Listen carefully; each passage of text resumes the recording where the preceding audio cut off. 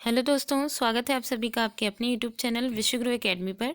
तो दोस्तों, हम लोग ने क्लास 10th की साइंस की एनसीईआरटी का जो 10वां चैप्टर था प्रकाश का परावर्तन तथा अपवर्तन, इसका आधा पोर्शन हम लोग ने पढ़ लिया था, जिसमें हम लोग ने जो दर्पण थे, उत्तल दर्पण और अवतल दर्पण के बारे में, कॉनकेव और कॉन्वेक्स मिरर जो थे उनके बारे में हम लोग ने पढ़ा था। और मेनली प्रकाश का जो लाइट का रिफ्लेक्शन वाली जो प्रोसेस थी, परावर्तन वाली जो प्रोसेस थी, ये हम लोग ने डिस्कशन कर लिया था। ठीक है, अब आगे हम लोग जो अपवर्तन वाला जो मेथड है वो पढ़ेंगे, लेंसेज के बारे में पढ़ेंगे, उनकी आवर्धन क्षमताओं के बारे में पढ़ेंगे। ठीक है, तो आइए फिर जो बाकी का पोर्शन बचा है उससे देखते हैं। तो दोस्तों, यहाँ से हम लोग पढ़ेंगे गोलीय दर्पण द्वारा परावर्तन के लिए चिन्ह परिपाटी। यानी हम लोग ने गोलीय दर्पण के द्वारा जो है मिरर्स थे उनके बारे में, उनके द्वारा जो परावर्तन हो रहा था, रिफ्लेक्शन हो रहा था, वो सारी प्रोसेस तो हम लोग ने पढ़ ली थी कि ये जो ऑब्जेक्ट जिन जिन पोजीशन पे रखी जाए फिर उनके अकॉर्डिंग इमेजेस कहाँ बन रही हैं। ठीक है, तो अब हम जब इसका फॉर्मूले का फॉर्मेशन होगा तो फॉर्मूले के फॉर्मेशन के लिए हमें चिन्ह परिपाटी का पता होना ज़रूरी है। तो जैसे देखिए, गोलीय दर्पण द्वारा प्रकाश के परावर्तन पर विचार करते समय हम एक निश्चित चिन्ह परिपाटी का पालन करेंगे, जिसे कहा जाता है नई कार्तीय चिन्ह परिपाटी। इस परिपाटी के दर्पण के ध्रुव P जो पोल था, ठीक है, उसको मूल बिंदु मानते हैं, और दर्पण के वही जो पोल है यानी ध्रुव है वो मेन हो जाएगा, मेन बिंदु वो हो जाएगा। और दर्पण की जो मुख्य अक्ष है उसके निर्देशांक पद्धति का एक्स अक्ष एक्स एक्स डैश लिया जाता है। यह परिपाटी निम्न प्रकार है। जैसे देखिए, ये है दर्पण, ठीक है, ये इसका मूल मूल बिंदु है, इसको मेन सेंटर मानेंगे। अब इसकी ये जो एक्स एक्सिस है, एक्स एक्स डैश, इसी को ही मेन जो है आधार मानेंगे। इसी के आधार पर ही चिन्ह परिपाटी में जो भी डिस्ट्रीब्यूशन होगा वो इसी के आधार पर होगा। तो देखिए, पहला है जो बिंब है यानी ऑब्जेक्ट है वो सदैव दर्पण की बाईं ओर रखा जाता है। ये है मिरर, ठीक है, ये मिरर है।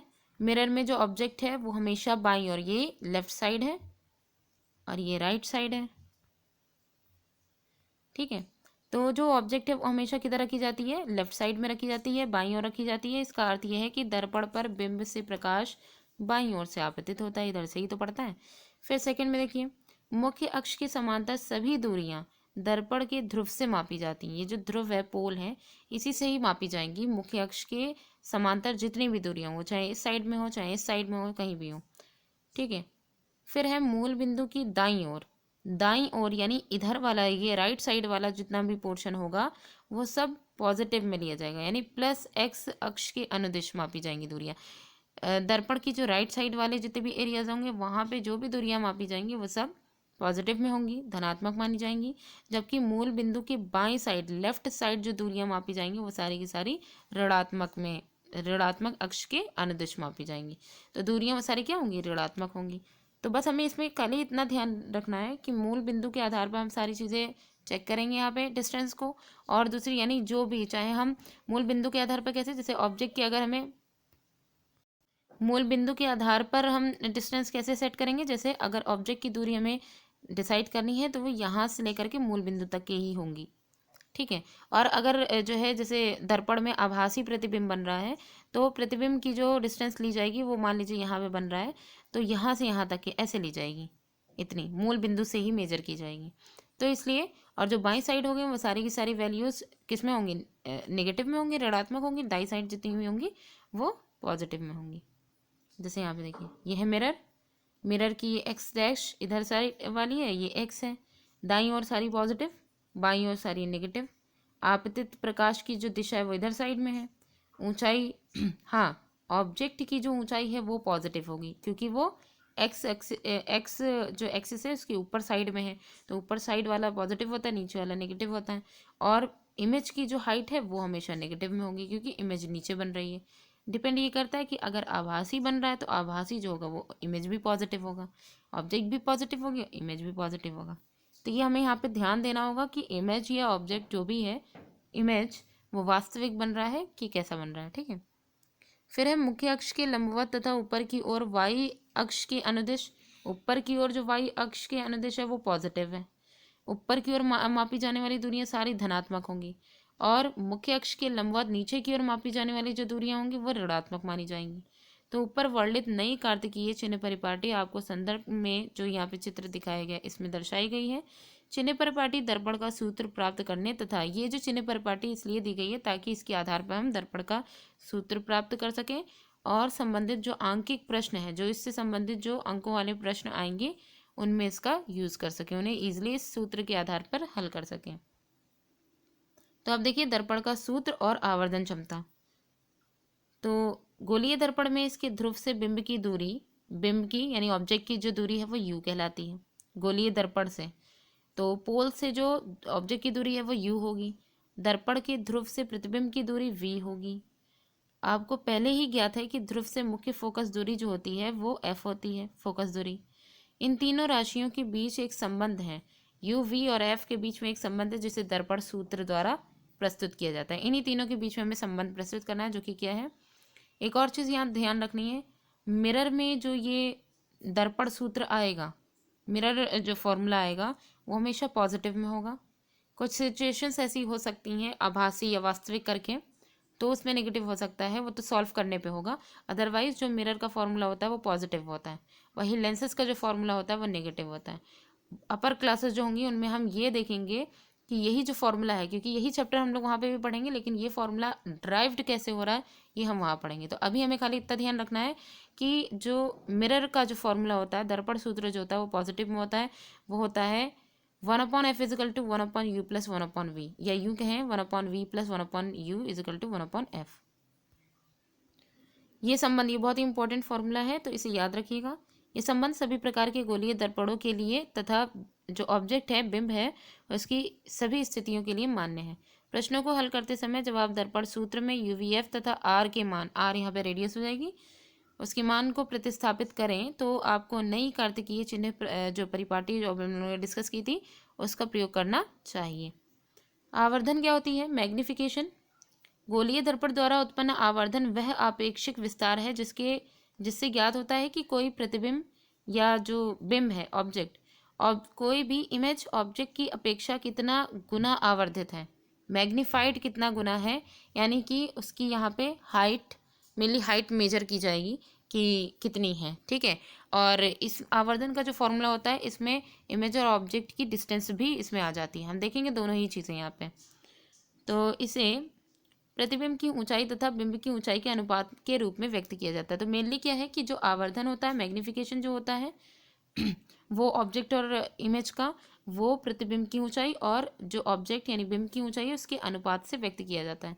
यदि h बिंब की ऊंचाई है यानी ऑब्जेक्ट की, और h डैश जो है वो इमेज की ऊंचाई है, तो गोलीय दर्पण द्वारा आवर्धन जिसे m से प्रदर्शित किया जाता है उसका सूत्र क्या होगा? तो m इजिकल टू प्रतिबिंब की ऊंचाई को ऊपर रखा जाएगा और बिंब की ऊंचाई को नीचे रखा जाएगा। तो इमेज की ऊंचाई ऊपर हो जाएगी h डैश और बिंब की यानी ऑब्जेक्ट की ऊंचाई नीचे h हो जाएगी।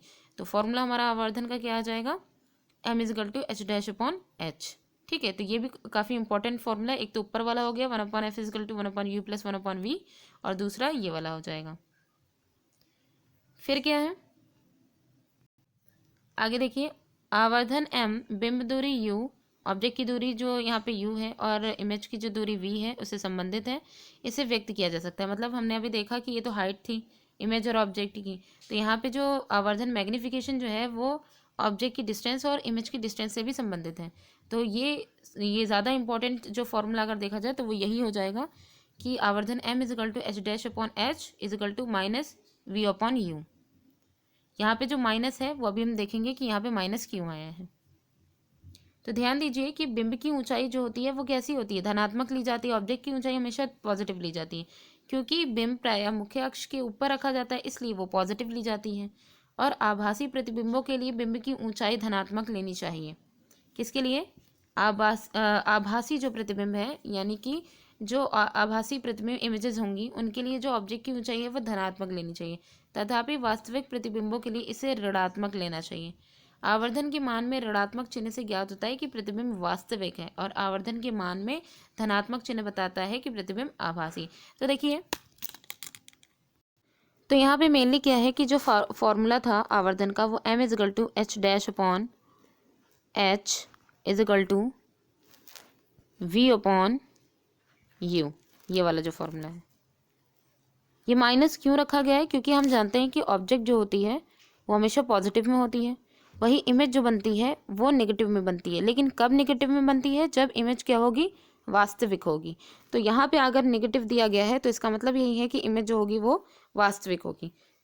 अगर इमेज जो है वो पॉजिटिव रखी जा रही है, ठीक है, तो इसका मतलब ये हो जाएगा कि इमेज कैसी है? आभासी है। तो इस ये जो फॉर्मूले में माइनस रखा गया है उससे यही पता चलता है कि प्रतिबिंब की जो है मतलब प्रतिबिंब की एक स्थिति उसकी दिखाई जा रही है कि वो रियल है या वर्चुअल है, ठीक है, वास्तविक है या आभासी है। अब यहाँ पे कुछ क्वेश्चन है, उन्हें देख लेते हैं। जैसे यहाँ पे फर्स्ट में दिया गया है, किसी ऑटोमोबाइल के पीछे का दृश्य देखने के लिए, जो गाड़ियाँ होती हैं उनसे पीछे का दृश्य देखने के लिए उपयोग होने वाले जो उत्तल दर्पण है उसकी वक्रता त्रिज्या कितनी दी गई है? 3 मीटर दी गई है। यदि एक बस इस दर्पण के 5 मीटर की दूरी पर स्थित है, बस जो है वो दर्पण से 5 मीटर की दूरी पर स्थित है, तो प्रतिबिंब की स्थिति, प्रकृति और साइज ज्ञात कीजिए। एक चीज़ यहाँ ध्यान रखिए, लेंस कौन सा दिया गया? उत्तल दर्पण दिया गया, ठीक है। तो यहाँ पे उत्तल दर्पण लिया गया है, कॉनकेव कॉन्वेक्स मिरर लिया गया है, ठीक है।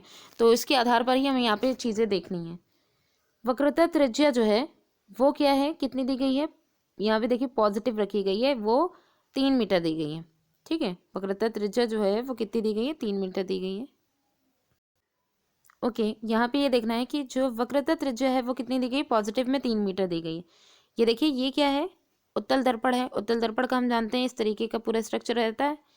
तो ऑब्जेक्ट इसके और जो परिपाटी, चिन्ह परिपाटी, उसी के आधार पर ही सारी चीज़ें देखनी है।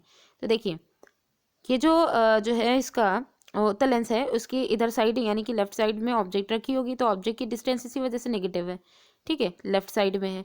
और राइट साइड में इसका वक्रता केंद्र है, जो उत्तल दर्पण है उसका वक्रता केंद्र किधर है? Centre of curvature right side में है। तो जाहिर सी बात है इसके पोल से सेंटर ऑफ कर्वेचर तक की डिस्टेंस आर जो होगी वो पॉजिटिव में ही ली जाएगी। अब प्रतिबिंब की जो डिस्टेंस है वो हमें निकालनी है, प्रतिबिंब की ऊंचाई निकालनी है। तो यहाँ पे देखिए फोकस दूरी पहले निकाल लेते हैं।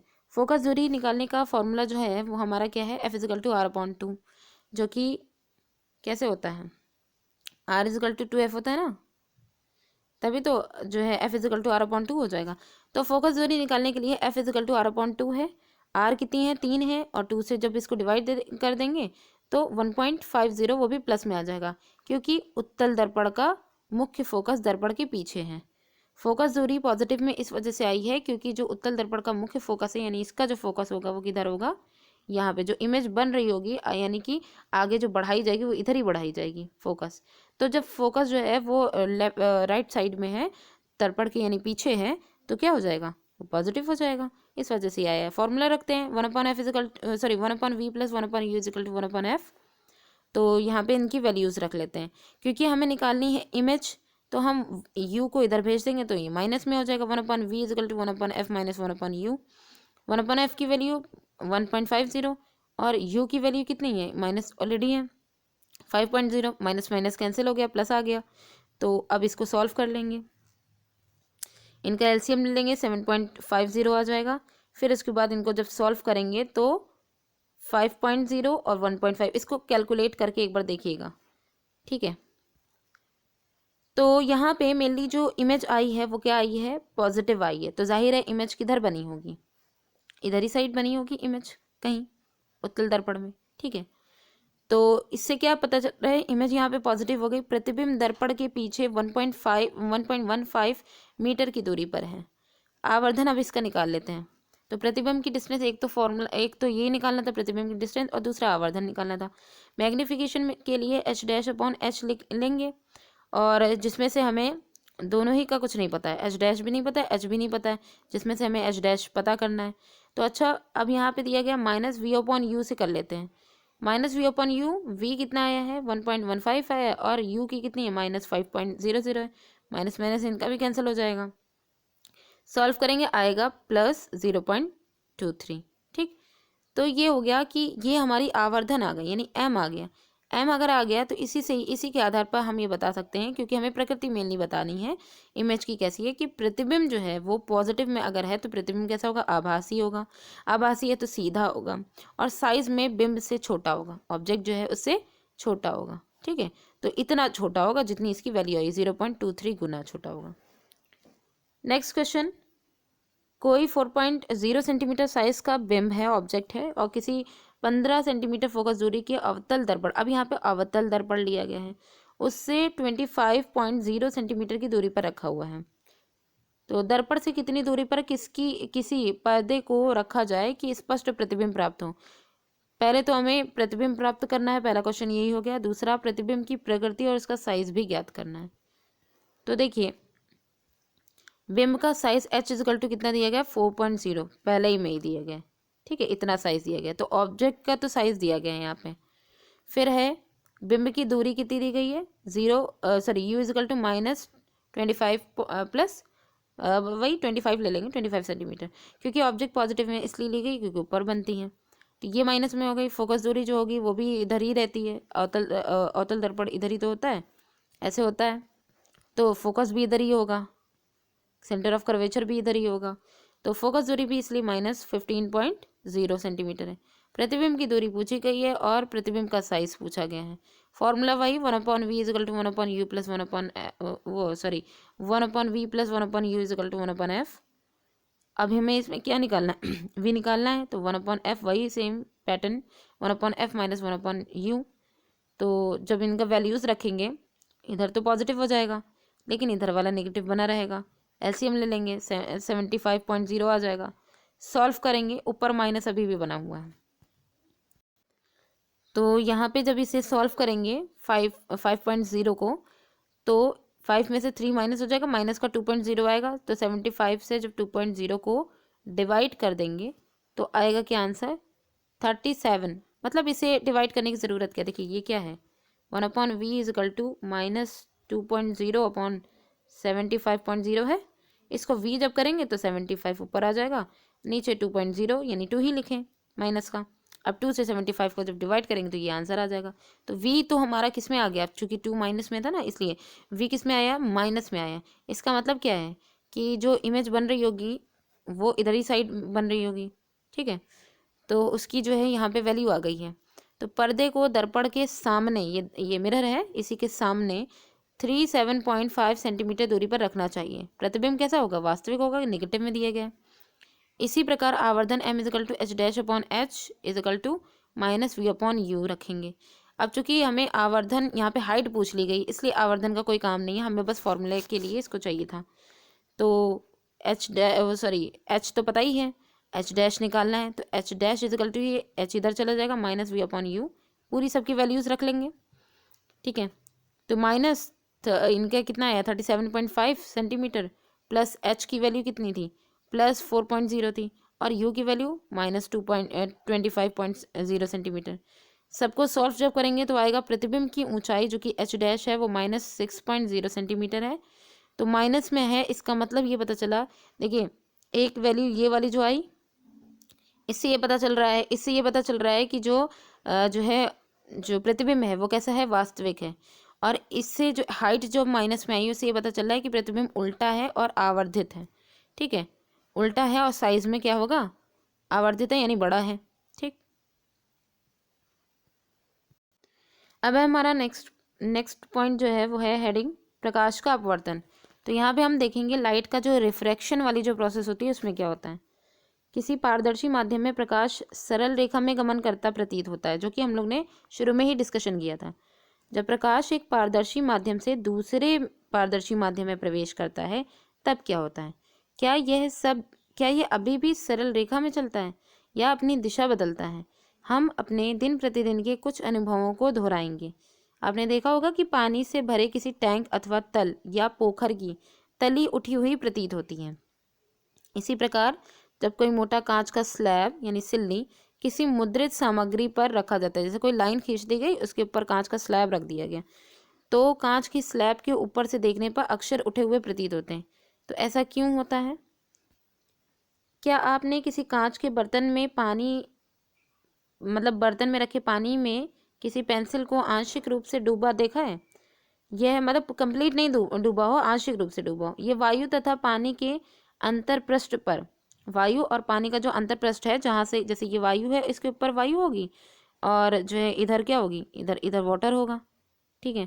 तो ये वाली जो पृष्ठ होगी वहाँ पे, तो अर्थात यानी पानी की जो ऊपरी सतह है उस पर टेढ़ी प्रतीत होती है। अगर पेंसिल को हम जब रख देंगे तो ऐसा लगेगा।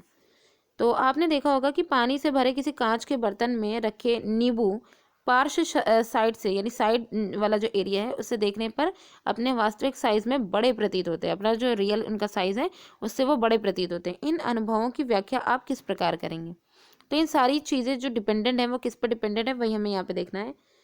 जैसे यहाँ पे और बताया गया है कि आइए पानी में आंशिक रूप से डूबी पेंसिल के मुड़े होने की घटना जो थी उस पर विचार करें। पेंसिल के पानी में डूबे भाग से आपके पास पहुंचने वाला जो प्रकाश है वो पेंसिल के पानी से बाहर के भाग की तुलना में भिन्न दिशा में से आता प्रतीत होता है। तो अलग दिशा से मतलब आता हुआ प्रतीत होता है प्रकाश। इसी कारण पेंसिल जो है वो मुड़ी हुई प्रतीत होती। क्या कह रहे हैं यहाँ पे कि पेंसिल के पानी में डूबे जो भाग है उससे आपके पास पहुंचने वाला जो प्रकाश है वो पेंसिल के पानी से बाहर के भाग की तुलना में अलग है। ठीक है, पेंसिल से जो पानी में जो पेंसिल का भाग है उससे बाहर का जो भाग है, जो पानी के बाहर वाला एरिया है, उससे काफ़ी अलग है। इसी कारण पेंसिल मुड़ी हुई प्रतीत होती है। इन्हीं कारणों से जब अक्षरों के ऊपर कांच का स्लैब रख करके देखते हैं तो वो भी उठे हुए प्रतीत होते हैं। यदि पानी के स्थान पर हम कोई अन्य द्रव जैसे केरोसिन है, तारपीन का तेल है, इन सब का प्रयोग करें तो क्या तभी भी पेंसिल उतनी ही मुड़ी हुई दिखेगी? यदि हम कांच के स्लैब को पारदर्शी प्लास्टिक के स्लैब से प्रतिस्थापित कर दें, क्या मतलब कांच की स्लैब है उसकी जगह हम कांच की नहीं प्लास्टिक की लें, ट्रांसपेरेंट वो भी हो, क्या तभी भी जो अक्षर हैं वो उसी ऊंचाई पर उठे प्रतीत होंगे? आप देखेंगे कि अलग अलग माध्यमों के युग्मों के लिए इन प्रभावों का विस्तार भी अलग अलग है। ये जो प्रेक्षण है वो सूचित करते हैं कि प्रकाश सभी माध्यमों में एक ही दिशा में गमन करता है। ये सारे जो एक्सपेरिमेंट हैं वो यही बताते हैं कि प्रकाश जो है वो सभी जितने मीडियम है उनमें एक ही दिशा में गमन करता है। ऐसा प्रतीत होता है कि जब प्रकाश एक माध्यम से दूसरे माध्यम में तिरछा हो जाता है तो दूसरे माध्यम में इसके संचरण की दिशा भी परिवर्तित हो जाती है। यही मतलब अगर देखें तो यही हमें मेनली पता चलेगा कि उसकी संचरण की दिशा परिवर्तित हुई।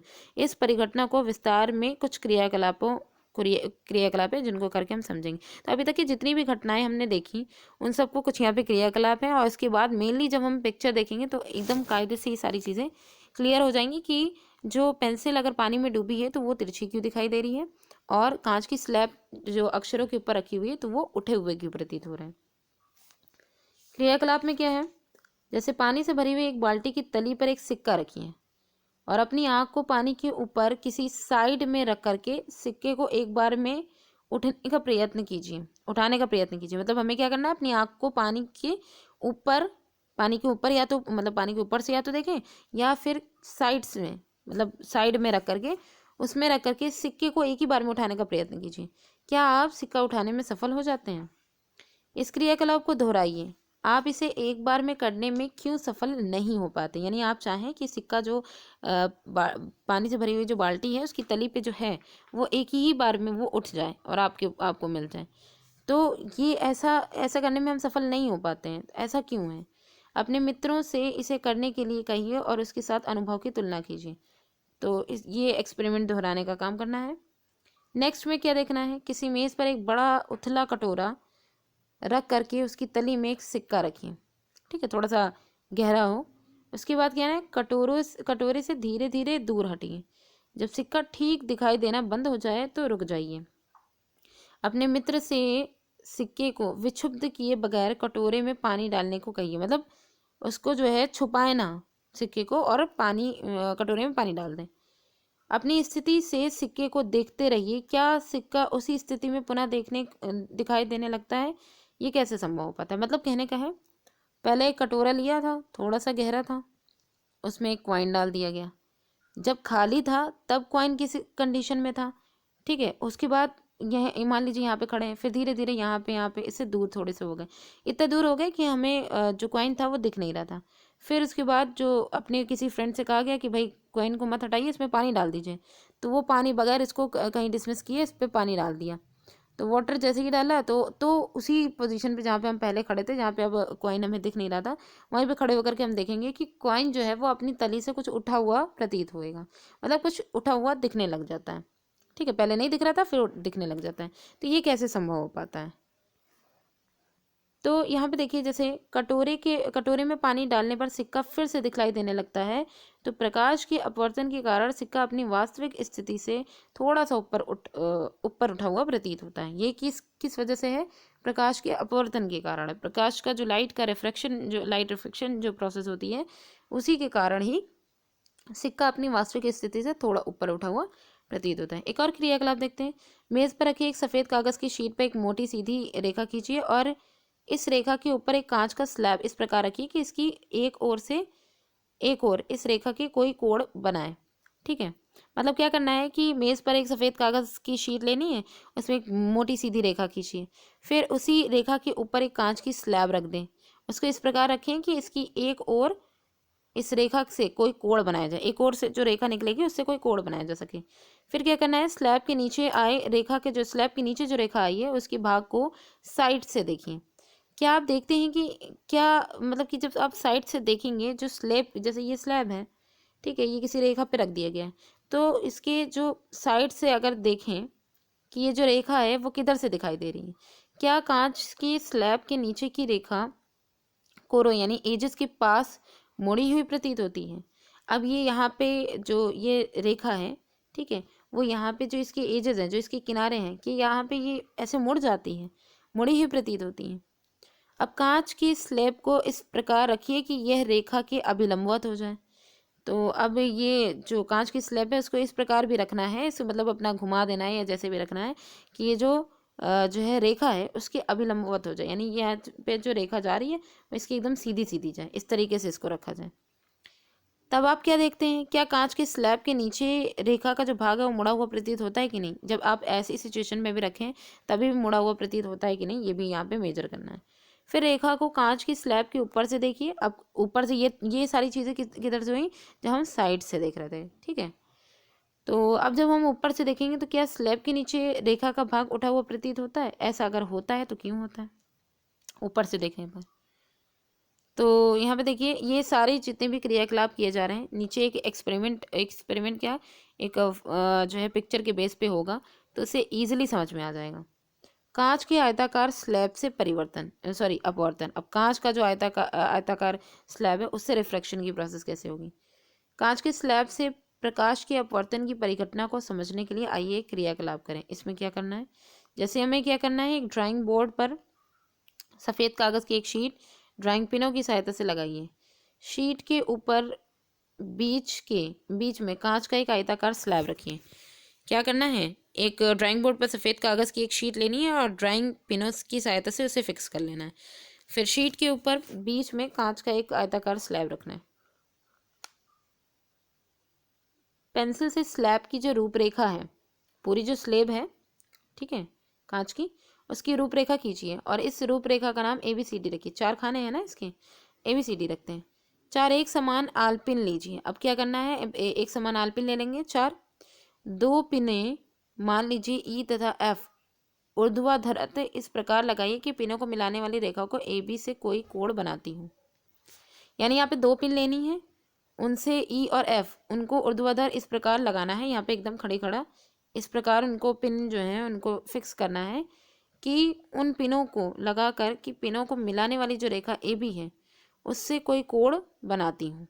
जैसे ये है, A है, B है, C है, D है, 2 पिन लगा दी।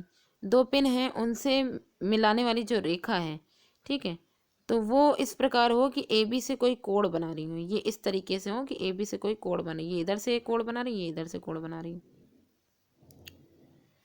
फिर है कि पिन E तथा F के प्रतिबिंबों को विपरीत फलक से देखिए। E और F जो यहाँ पे ABCD पे बनी थी, ABCD, तो यहाँ पे मान लीजिए ये पिन जो है E है और ये F है, ठीक है। तो पिन E तथा F के प्रतिबिंबों को विपरीत फलक से देखिए। तो इनका जो इधर वाले फलक से तो हमने देख लिया, इधर वाले से देखने की कोशिश करिए, देखिए। और दूसरी 2 पिनों माना G तथा H को इस प्रकार लगाइए कि ये पिन एवं E, ठीक है। क्या करना है कि पिन E तथा F के प्रतिबिंबों को विपरीत फलक से देखिए। पहले तो अपोजिट जो साइड्स हैं उधर से देखेंगे। दूसरी 2 पिनों माना कि G तथा H को इस प्रकार लगाइए। G और H की बात हो रही है।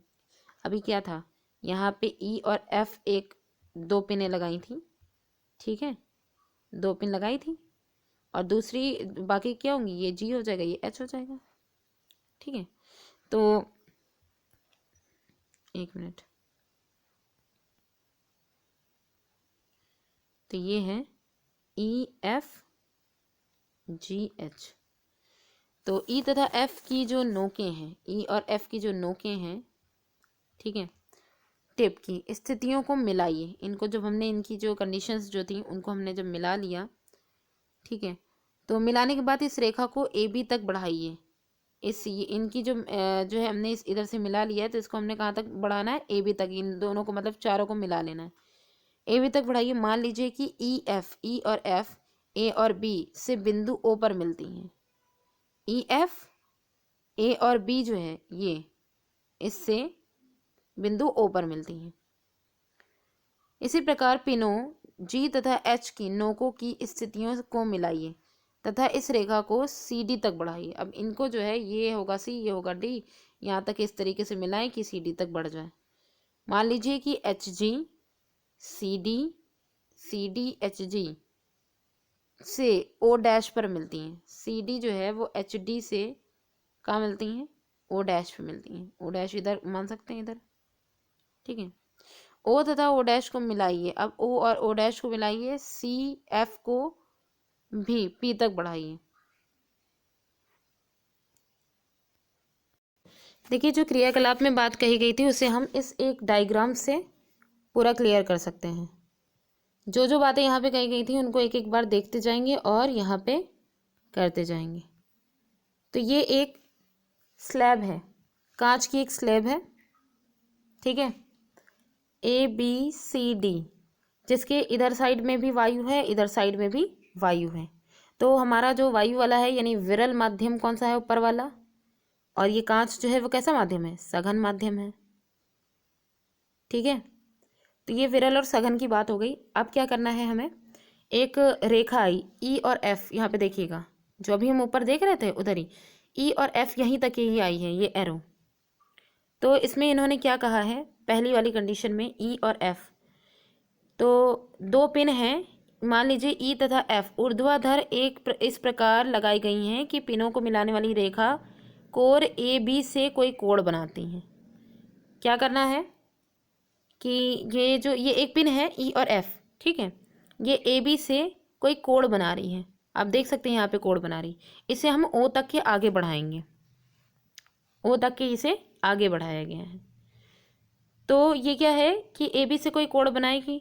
पिन ई एफ के प्रतिबिंबों को विपरीत फलक से देखिए। इनकी जो इमेजेस हैं इनको दूसरी जो फलक है वहां से हम देखते रहेंगे कि दूसरी 2 पिनों माना कि जी तथा एच को इस प्रकार लगाइए कि ये पिनें एवं ई तथा एफ के प्रतिबिंब एक सीधी रेखा पर स्थित हों। जैसे देखिए क्या करना है, इन्होंने पहली वाली कंडीशन में क्या बोला है, ए तथा बी, तो यहाँ पे मेनली यही किया गया कि 2 पिन ली गई, एक सिंपल कागज़, एक शीट ले ली गई, ठीक है। शीट में इधर एक पिन लगाया, इधर एक पिन लगाया, और बीच में कांच की एक slab A B C D रख दी गई, इधर पिन लगाया, इधर पिन लगाया। ई एफ जो पिन थी उसको थोड़ा सा आगे बढ़ाया, ए बी से टच करा दिया गया, ठीक है। फिर उसके बाद जी एच जो पिन थी उनको थोड़ा सा आगे बढ़ाया, ओ डैश से इनको टच करा दिया गया, सी डी की जो ओ डैश है वहाँ से इसको टच कराया गया। दोनों की इनको इस साइड से फलक जो कांच की स्लैब थी उसके दूसरे फलक से इनको देखा गया, इनकी इमेज को, और इस वाली पिन जो है इसको इस साइड से जो है देखा गया। तो हमने ये देखा कि इस तरीके से जब इनकी इमेजेस बन गई, तो एक बार देखिएगा, फिर क्या है कि इनकी जो ओ है और ओ डैश है इनको आपस में मिला दिया, इनको आपस में मिला दिया। अब मिलाने के बाद हम देख रहे हैं कि यहाँ पे ई और एफ है वो भी ए बी पर एक एंगल बना रहा है, क्योंकि ई एफ जो है वो ओ से जब इसको अटैच कर दिया गया तो एक एंगल बना रहा है I1, ठीक है। और ये जब इसको ओ डैश इधर जब बढ़ेगी तो ये नॉर्मल बीच में खींच दिया गया है, ये R1 बन गया। ये क्या है, आपतन कोण है, ये अपवर्तन कोण है, ठीक है। उसके बाद क्या है, तो यहाँ पे जब दूसरी वाली पिन की जब बारी आती है तो दूसरी वाली पिन में भी ये वाला जो आपतन कोण हो, क्योंकि ये रेज इधर आती हुई प्रतीत हो रही है ना, तो ये वाला क्या हो जाएगा, आपतन कोण हो जाएगा, और ये क्या हो जाएगा, परावर्तन अपवर्तन कोण हो जाएगा, R2 वाला। इन दोनों लाइंस को जब पीछे बढ़ाया जाएगा तो ये P तक के आकर के मिल जाएगा। तो इस क्रियाकलाप में आप नोट करेंगे कि प्रकाश किरण ने अपनी दिशा बिंदुओं O तथा O डैश पर परिवर्तित किए। मेनली यहाँ पे O और O डैश को ही निकालना था कांच के बीच में, जब इस कांच को हटा देते हैं तब। तो O तथा O डैश दोनों पारदर्शी माध्यमों को पृथक करने वाले पृष्ठों पर स्थित है। O और O डैश जो है दोनों पारदर्शी, वायु भी पारदर्शी है, कांच भी पारदर्शी है, दोनों पारदर्शियों को अलग करने वाले स्थानों पर स्थित हैं। AB के बिंदु O पर एक अभिलंब NN डैश है। AB का जो बिंदु O है वहाँ पे एक अभिलंब कैसा है, NN डैश है, और दूसरा अभिलंब MM डैश है जो कि CD पर है, O डैश पर। तो बिंदु O पर प्रकाश किरण विरल माध्यम से, ये सबसे इस पूरे जो कहानी थी, ठीक है, पूरे एक्सपेरिमेंट की जो कहानी थी उसका सबसे इंपॉर्टेंट पॉइंट यही है। ये खाली क्या होता है, एक डायग्राम देख करके आपको खाली लिखना रहता है अगर जो है थियोरेटिकल कोई प्रोसेस आएगी। अदरवाइज जो ऑब्जेक्टिव क्वेश्चंस आते हैं उनमें से सबसे इंपॉर्टेंट पार्ट जो होगा वो यही होगा। क्या करना है कि बिंदु O पर प्रकाश किरण विरल माध्यम से सघन माध्यम में, अर्थात ये जो बिंदु O है यहाँ से प्रकाश किरण किधर आ रही है, सरल माध्यम से, ठीक है, बिंदु O पर। तो ये वायु कैसा है, सरल माध्यम है, ठीक है, सरल कहेंगे या विरल माध्यम कहेंगे। उससे सघन माध्यम कांच क्या है, कांच के कण जो होते हैं वो पास पास होते हैं, इसलिए सघन माध्यम हो जाएगा। तो उसमें आ रही है, अर्थात वायु कांच में प्रवेश कर रही है, वायु से जो किरण है वो कांच में प्रवेश कर रही है। नोट कीजिए कि प्रकाश किरण अभिलंब की ओर झुक जाती है, यही लाइन मेन इंपॉर्टेंट है। जब प्रकाश किरण विरल माध्यम से, ठीक है, विरल माध्यम से जब सघन माध्यम में आती है तो ये जो अभिलंब खींच रखा था नॉर्मल, इसकी तरफ झुक जाती है। रेज को जाना इधर चाहिए था लेकिन वो अभिलंब की ओर झुक जाती है विरल से सघन में जब आती है। और फिर इसी के आधार पर फिर देखिए, फिर O डैश पर प्रकाश किरण ने कांच से वायु में, अर्थात अब यहाँ से O डैश में क्या हो रहा है, कांच से वायु में जा रही है, यानी कि इसे किधर जाना चाहिए था, सॉरी, सघन माध्यम से विरल में, कांच सघन है और ये विरल माध्यम है, ठीक है। तो सघन से विरल माध्यम में इसको प्रवेश करना था, तो प्रकाश किरण जो है वो अभिलंब, यहाँ पे M डैश जो है नॉर्मल की जगह इससे दूर हटी प्रतीत होती है, ठीक है, दूर हट जाती है। तो दोनों अपवर्तक सतहों AB और CD पर आपतन कोण तथा अपवर्तन कोण के मानों की तुलना कीजिए। अब यहाँ पे क्या, आपतन कोण जो था और जो अपवर्तन कोण था दोनों ही इसमें, तो इनके मान जो थे उनकी तुलना यहाँ पे करनी है।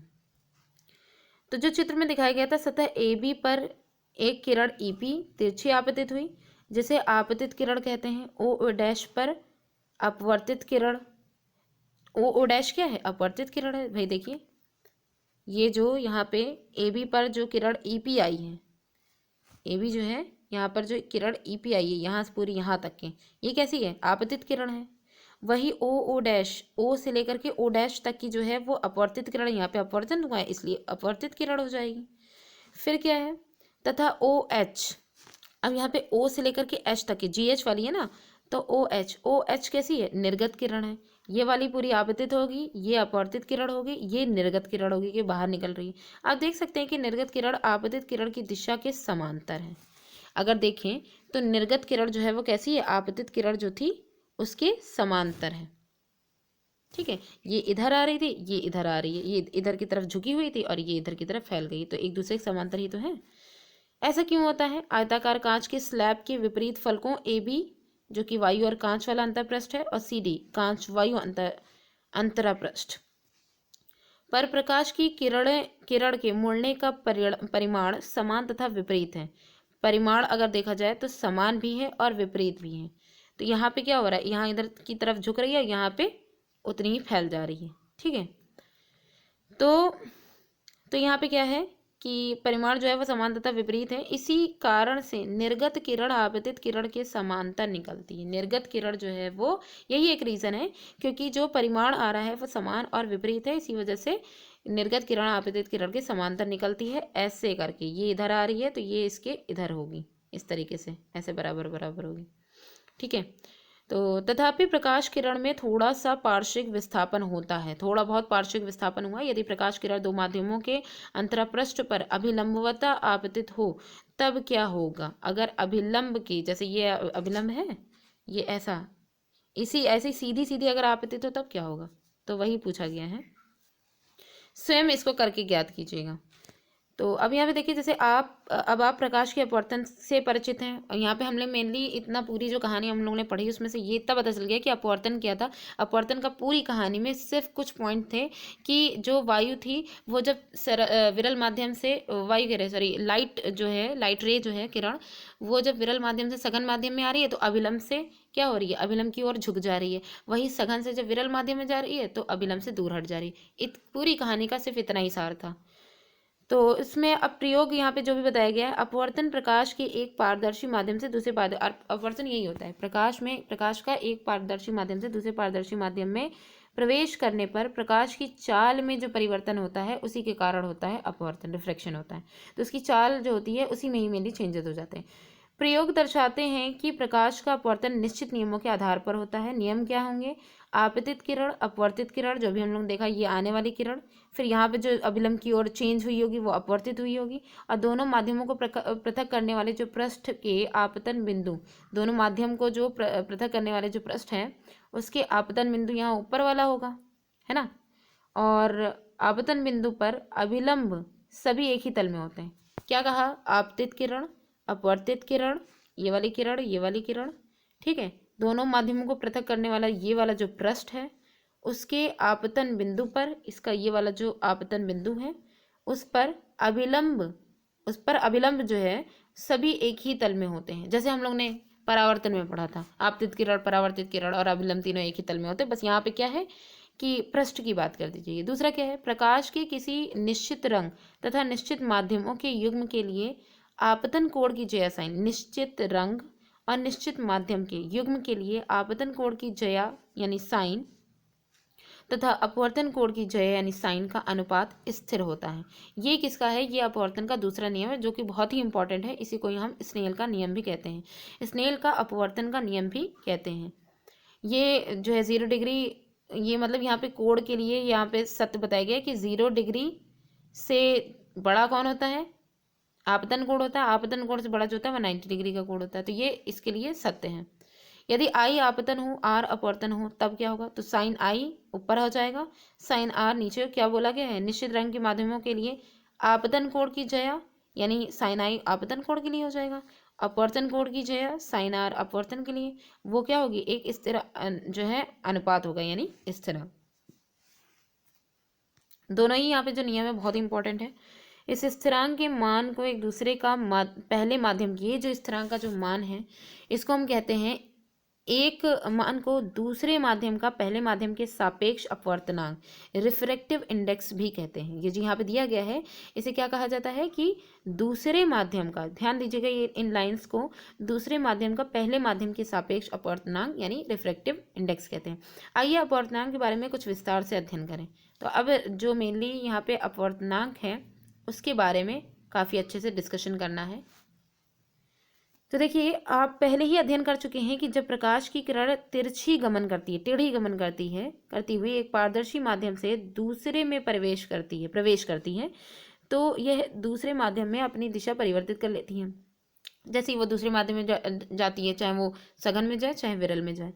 किन्हीं दिए हुए माध्यमों के युग्म के लिए होने वाले दिशा परिवर्तन के विस्तार को अपवर्तनांक के रूप में भी व्यक्त किया जाता है, रिफ्रैक्टिव इंडेक्स जो है उसके रूप में भी व्यक्त किया जाता है, जो कि यहाँ पे दिखाया गया है।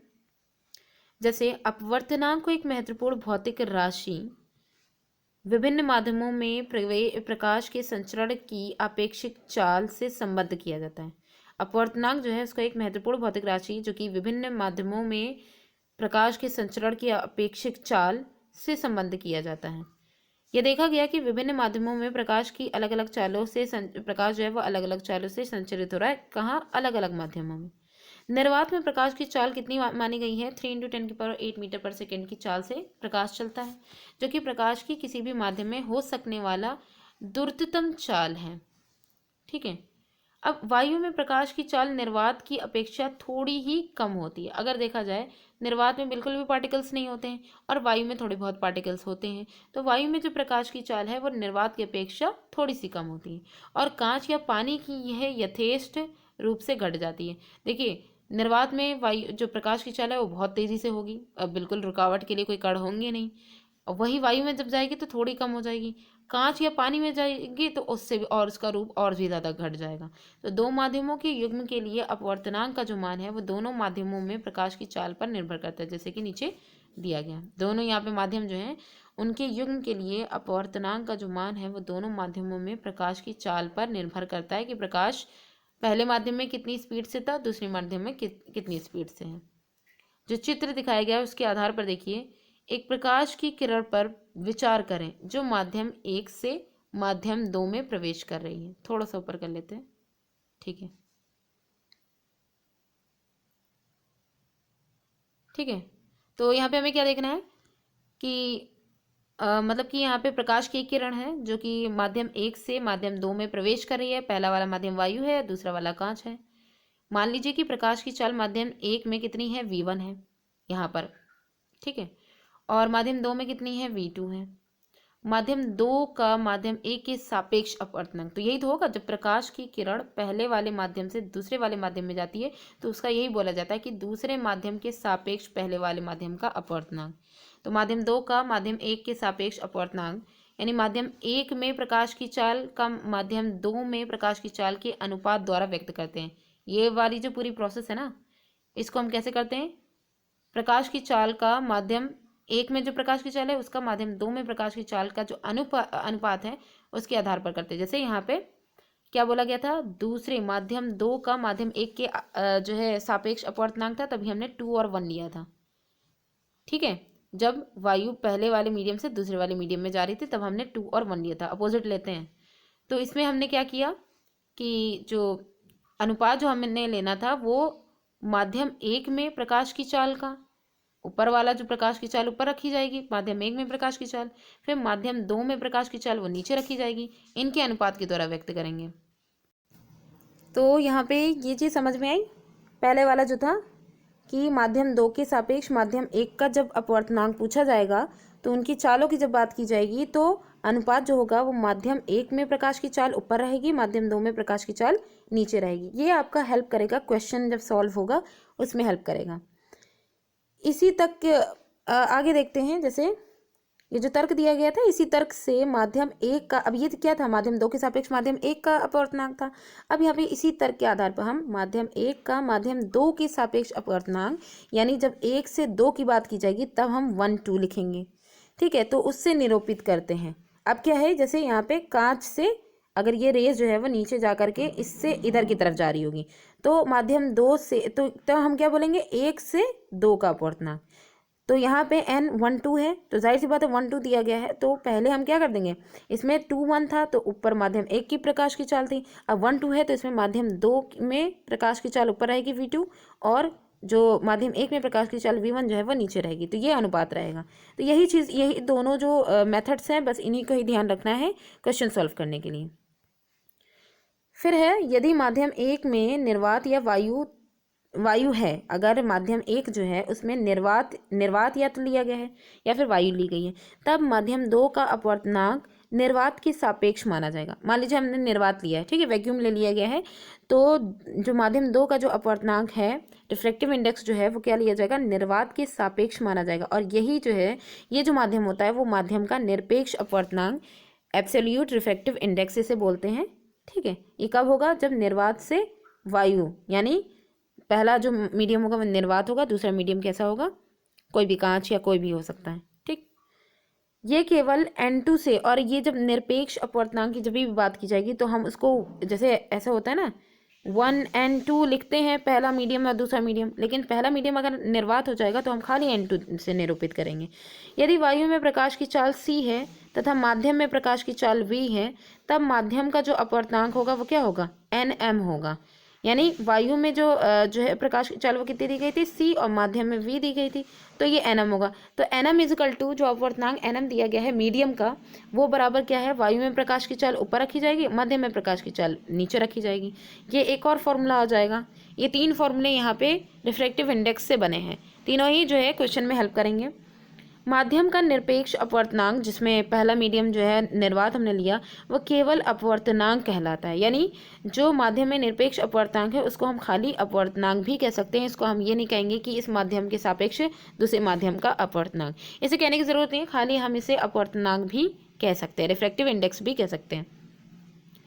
अनेक माध्यमों के अपवर्तनांक दिए गए हैं यहाँ पे, और यहाँ पे कुछ ऐसे हैं जो फिक्स हैं, जो कभी कभी न्यूमेरिकल में वैल्यूज़ अगर नहीं दी जाती हैं तो इनकी कुछ की जो है वो अगर याद रहेगी तो क्वेश्चन सॉल्व हो सकता है। जैसे सारणी में आपको ज्ञात होगा कि जल का जो अपवर्तनांक है, ये जैसे जल का है, इसको याद कर लें कि 1.33 है। इसका अर्थ है कि वायु में प्रकाश का जो वेग है तथा जल में जो प्रकाश का वेग है, ठीक है, जल में जो प्रकाश का वेग है वो वेग का जो अनुपात है वो 1.33 है। NW जो दिया गया 1.33, इसका अर्थ यही है कि वायु में जो प्रकाश का वेग है जो कि 3 × 10⁸ जो दिया गया था, तथा जल में प्रकाश का जो वेग है उसका अनुपात कितना है, 1.33 है। इसी प्रकार दोनों को सॉल्व करके ये आया होगा ना। इसी प्रकार क्राउन कांच का जो अपवर्तनांक है वो कितना है, Ng = 1.52 होता है। तो ऐसे आंकड़े अनेक स्थानों पर उपयोगी हैं, तथापि आपको इन आंकड़ों को याद करने की आवश्यकता नहीं है, अलग अलग जगह पे आपको ये चीज़ मिली जाती है, ठीक है। तो 1.33 हो जाएगा जल का, ये दिए गए, ये वैल्यूज़ दी गई हैं, इनको याद करने की ज़रूरत नहीं है कब, क्योंकि क्वेश्चन में अक्सर करके इसकी वैल्यूज़ दे दी जाती हैं। फिर यहाँ पे दिया गया है कि सारणी में जो नोट किए गए हैं उनकी क्या कहा गया, यह आवश्यक नहीं है कि प्रकाशिक सघन माध्यम का द्रव्यमान घनत्व भी अधिक हो। जो प्रकाशिक सघन माध्यम है, ऐसा माध्यम जो प्रकाश के लिए सघन है, यानी वहाँ पे पार्टिकल्स उस मीडियम में बहुत ज़्यादा होंगे, तो उस माध्यम का जो द्रव्यमान है, द्रव्यमान घनत्व भी अधिक हो, ऐसा ये ज़रूरी नहीं है। उदाहरण के लिए जैसे केरोसिन है, केरोसिन जिसका अपवर्तनांक जल से अधिक है। यहाँ पे क्या है, इसका जो रिफ्रैक्टिव इंडेक्स है केरोसिन का वो जल से अधिक है। जल की अपेक्षा प्रकाशिक सघन है, अपवर्तनांक अधिक है, इस वजह से ये जल की अपेक्षा क्या है, प्रकाशिक सघन है।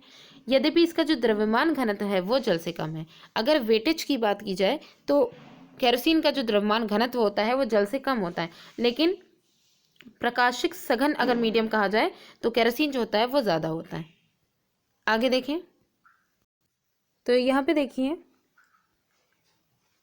किसी माध्यम की प्रकाश को अपवर्तित करने की, यहाँ पे जो प्रकाशिक घनत्व है उसके बारे में जान ले कि क्या होता है, ठीक है।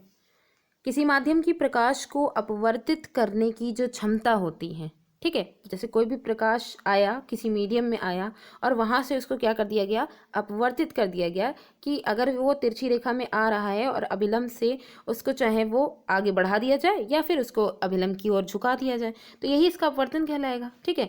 तो अपवर्तित करने की जो क्षमता होती है उसी को ही हम प्रकाशिक घनत्व के द्वारा भी, ऑप्टिकल डेंसिटी जो होती है उसके द्वारा भी व्यक्त किया जा सकता है।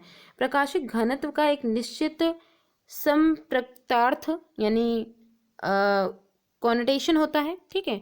यह द्रव्यमान घनत्व के समान नहीं है। जो यहाँ पे ये समझिएगा, जो प्रकाशिक घनत्व, प्रकाशिक घनत्व तो हमको समझ में आ गया कि किसी माध्यम की जो प्रकाश को अपवर्तित करने की क्षमता है वही प्रकाशिक घनत्व है। अब ये जो प्रकाशिक घनत्व होता है वो ज़रूरी नहीं है कि ये द्रव्यमान घनत्व के समान हो, कि किसी भी वस्तु का जो द्रव्यमान की जो डेंसिटी है उसके समान है, तो ये ज़रूरी नहीं है, ठीक है। इस अध्याय में हम विरल माध्यम और सघन माध्यम शब्दों का प्रयोग कर रहे हैं। विरल माध्यम वो, जैसे कि वायु है, उसके पार्टिकल्स काफ़ी दूर दूर होते हैं, तो ऐसे मीडियम कैसे हो जाएगा, विरल माध्यम। वही कांच है, उसके पार्टिकल बहुत पास पास होते हैं, तो ये क्या हो जाएगा, सघन माध्यम हो जाएगा। तो हमने यहीं पे ही इस चैप्टर में विरल माध्यम, सघन माध्यम लिया है। वास्तव में इनका अर्थ क्रमशः क्या होगा, प्रकाशिक विरल माध्यम, जहाँ पे जो प्रकाश है बहुत ईजिली जो है अंदर एंटर कर जाए या उसकी स्पीड जो है वो ज़्यादा हो। प्रकाशिक सघन माध्यम, जहाँ पे इसकी स्पीड थोड़ी कम हो जाए या अभिलंब की ओर वो झुक जाए, जिस स्पीड से वो जा रहा था वो थोड़ी कम हो जाएगी तो नीचे झुक जाएगा। तो हम अब कह सकते हैं कि कोई माध्यम दूसरे माध्यम की अपेक्षा प्रकाशिक सघन है दो माध्यमों की तुलना करते समय, ठीक है। प्रकाशिक सघन हम कब कहेंगे, दो माध्यमों की जब हम तुलना करेंगे तो उस तुलना करते समय में अधिक अपवर्तनांक वाला माध्यम दूसरे की अपेक्षा प्रकाशिक सघन है। जिस माध्यम का जो अपवर्तनांक है, रिफ्रैक्टिव इंडेक्स है, वो अधिक है, तो वो माध्यम जो है वो दूसरे की अपेक्षा, तो यहाँ पे हमें क्या देखना है कि देखिए, अधिक अपवर्तनांक वाला जो माध्यम है वो दूसरे की अपेक्षा प्रकाशिक सघन है। दूसरा कम अपवर्तनांक वाला माध्यम जो है वो प्रकाशिक विरल माध्यम है। तो यहाँ पे इस पूरे जो प्रकाशिक घनत्व की अगर बात की जाए तो कुछ ही चीज़ें यहाँ पे ध्यान देने वाली हैं, नहीं तो बाकी सारी कंफ्यूज कर देंगी कि क्या प्रकाशिक घनत्व होता क्या है कि किसी माध्यम की प्रकाश को अपवर्तित करने की, रिफ्लेक्ट करने की जो क्षमता होती है, इसी को ही हम प्रकाशिक घनत्व कहते हैं। इसी के आधार पर विरल माध्यम व सघन माध्यम को रखा गया है। अब एक और चीज़ याद रखनी है कि जिस मीडियम का जो अपवर्तनांक होता है, रिफ्रैक्टिव इंडेक्स जो होती है, वो अगर अधिक है तो वो मतलब रिफ्रैक्टिव इंडेक्स अगर अधिक है तो माध्यम जो है वो प्रकाशिक सघन होगा, और अगर रिफ्रैक्टिव इंडेक्स जो है वो कम है तो माध्यम कैसा होगा, वो प्रकाशिक विरल माध्यम होगा। ठीक है, तो ये दो पॉइंट और हो गया। फिर उसके बाद क्या ध्यान देना है कि विरल माध्यम में प्रकाश की जो चाल होती है वो सघन माध्यम की अपेक्षा अधिक होती है। ये लाइन काफ़ी इंपॉर्टेंट है। और अतः विरल माध्यम से सघन माध्यम में गमन करने वाली प्रकाश की किरण धीमी हो जाती है। ठीक है, अगर विरल माध्यम से सघन माध्यम में गमन कर रही है प्रकाश की किरण तो कैसी हो जाएगी, धीमी हो जाएगी, क्योंकि इसकी स्पीड कम हो जाएगी तथा अभिलंब की ओर झुक जाती है। जब ये सघन माध्यम से विरल माध्यम की ओर जो है गमन करती है तो इसकी चाल बढ़ जाती है, तो इस वजह से वो अभिलंब से दूर हट जाती है। ठीक, तो ये कुछ चीज़ें थी जो प्रकाशिक घनत्व से लेकर के हमें सघन और विरल माध्यम दोनों चीज़ों को समझा देती है। ठीक है, तो बस जो अपवर्तनांक वाला जो टॉपिक था उसमें जो पूरी कथा कहानी थी उस पर ध्यान देने की बजाय जो इम्पोर्टेंट बात कही गई सिर्फ उसी पे ही अगर ध्यान दें तो सारी कन्फ्यूज़न मिट जाएगी। नेक्स्ट पॉइंट देखिए, गोलीय लेंसों द्वारा अपवर्तन। अब यहाँ पे हमें क्या करना है, हम लोग क्या पढ़े थे, दर्पण के बारे में पढ़े थे, गोलीय दर्पण के द्वारा अपवर्तन, सॉरी परावर्तन। ठीक है, यहाँ पे हम क्या पढ़ेंगे, गोलीय लेंसों के द्वारा। ये लेंस भी गोले का ही हिस्सा है, लेकिन कैसे है वो यहाँ पे देखिए। आपने किसी घड़ी सांस को बहुत छोटे पुर्जों को देखने के लिए छोटे आवर्धक लेंस का उपयोग करते हुए देखा होगा। एक चीज़ यहाँ पे देख लीजिए, इसकी कहानी समझने से पहले एक चीज़ यहाँ पे हम देख लें दोनों ही के बारे में, कुछ जो डिफरेंसेस हैं उन्हें देख लें, उसके बाद पूरी कहानी, क्योंकि इसकी भी कहानी थोड़ी सी कन्फ्यूजिंग है। अगर शुरू में ही पता चल जाएगा तो ज़्यादा अच्छे से समझ में आएगा। पहली क्या चीज़ कि दर्पण से हमको रिलेट करके देखते हैं मिरर से। ठीक है, तो मिरर में क्या था, एक अवतल दर्पण का ले लें। डिफरेंसेस देखिए, अवतल दर्पण जो होता है, ठीक है, तो जो कॉनकेव मिरर होता है वो हमेशा कैसी इमेजेस बनाता है, जो वास्तविक इमेज बनाता है, रियल इमेज, और उल्टी। ठीक है, उल्टी होती है और साइज़ में छोटी होती है ऑब्जेक्ट से, मतलब बड़ी भी हो सकती है, मतलब मीडियम साइज़ में होती है, छोटी बड़ी सारी तरीके की होती है। ठीक है, एक ही पोजीशन ऐसी होती है जिसमें वो आभासी इमेज बनाता है। कौन, अवतल दर्पण। और यही जो अवतल दर्पण की जो पूरी प्रोसेस है वो यहाँ पे उत्तल लेंस करता है। उत्तल लेंस आप यहाँ पे देख सकते हैं, उत्तल लेंस का जो स्ट्रक्चर है वो। ठीक है, जो अवतल दर्पण करता है कि उसकी जो 5 स्टेजेस थी जिनमें 4 में वो वास्तविक इमेजेस बना रहा था, रियल इमेजेस बना रहा था, और 5वीं जो थी उसमें आभासी इमेज, वर्चुअल इमेज बना रहा था। उत्तल लेंस सेम ऐसी प्रोसेस करता है कि जो उसकी 4 स्टेज जो होती हैं उनमें वो वास्तविक इमेज बनाता है, और एक लास्ट वाली जो होती है उसमें आभासी बनाता है। और नीचे वाला आ जाते हैं, तो यहाँ पे जो हमारा उत्तल दर्पण था, ठीक है, ये वाला जो दर्पण था उत्तल दर्पण, उत्तल दर्पण जो होता है उसकी 2 ही स्टेट हम लोग देखी थी, और अनंत वाली और फोकस वाली।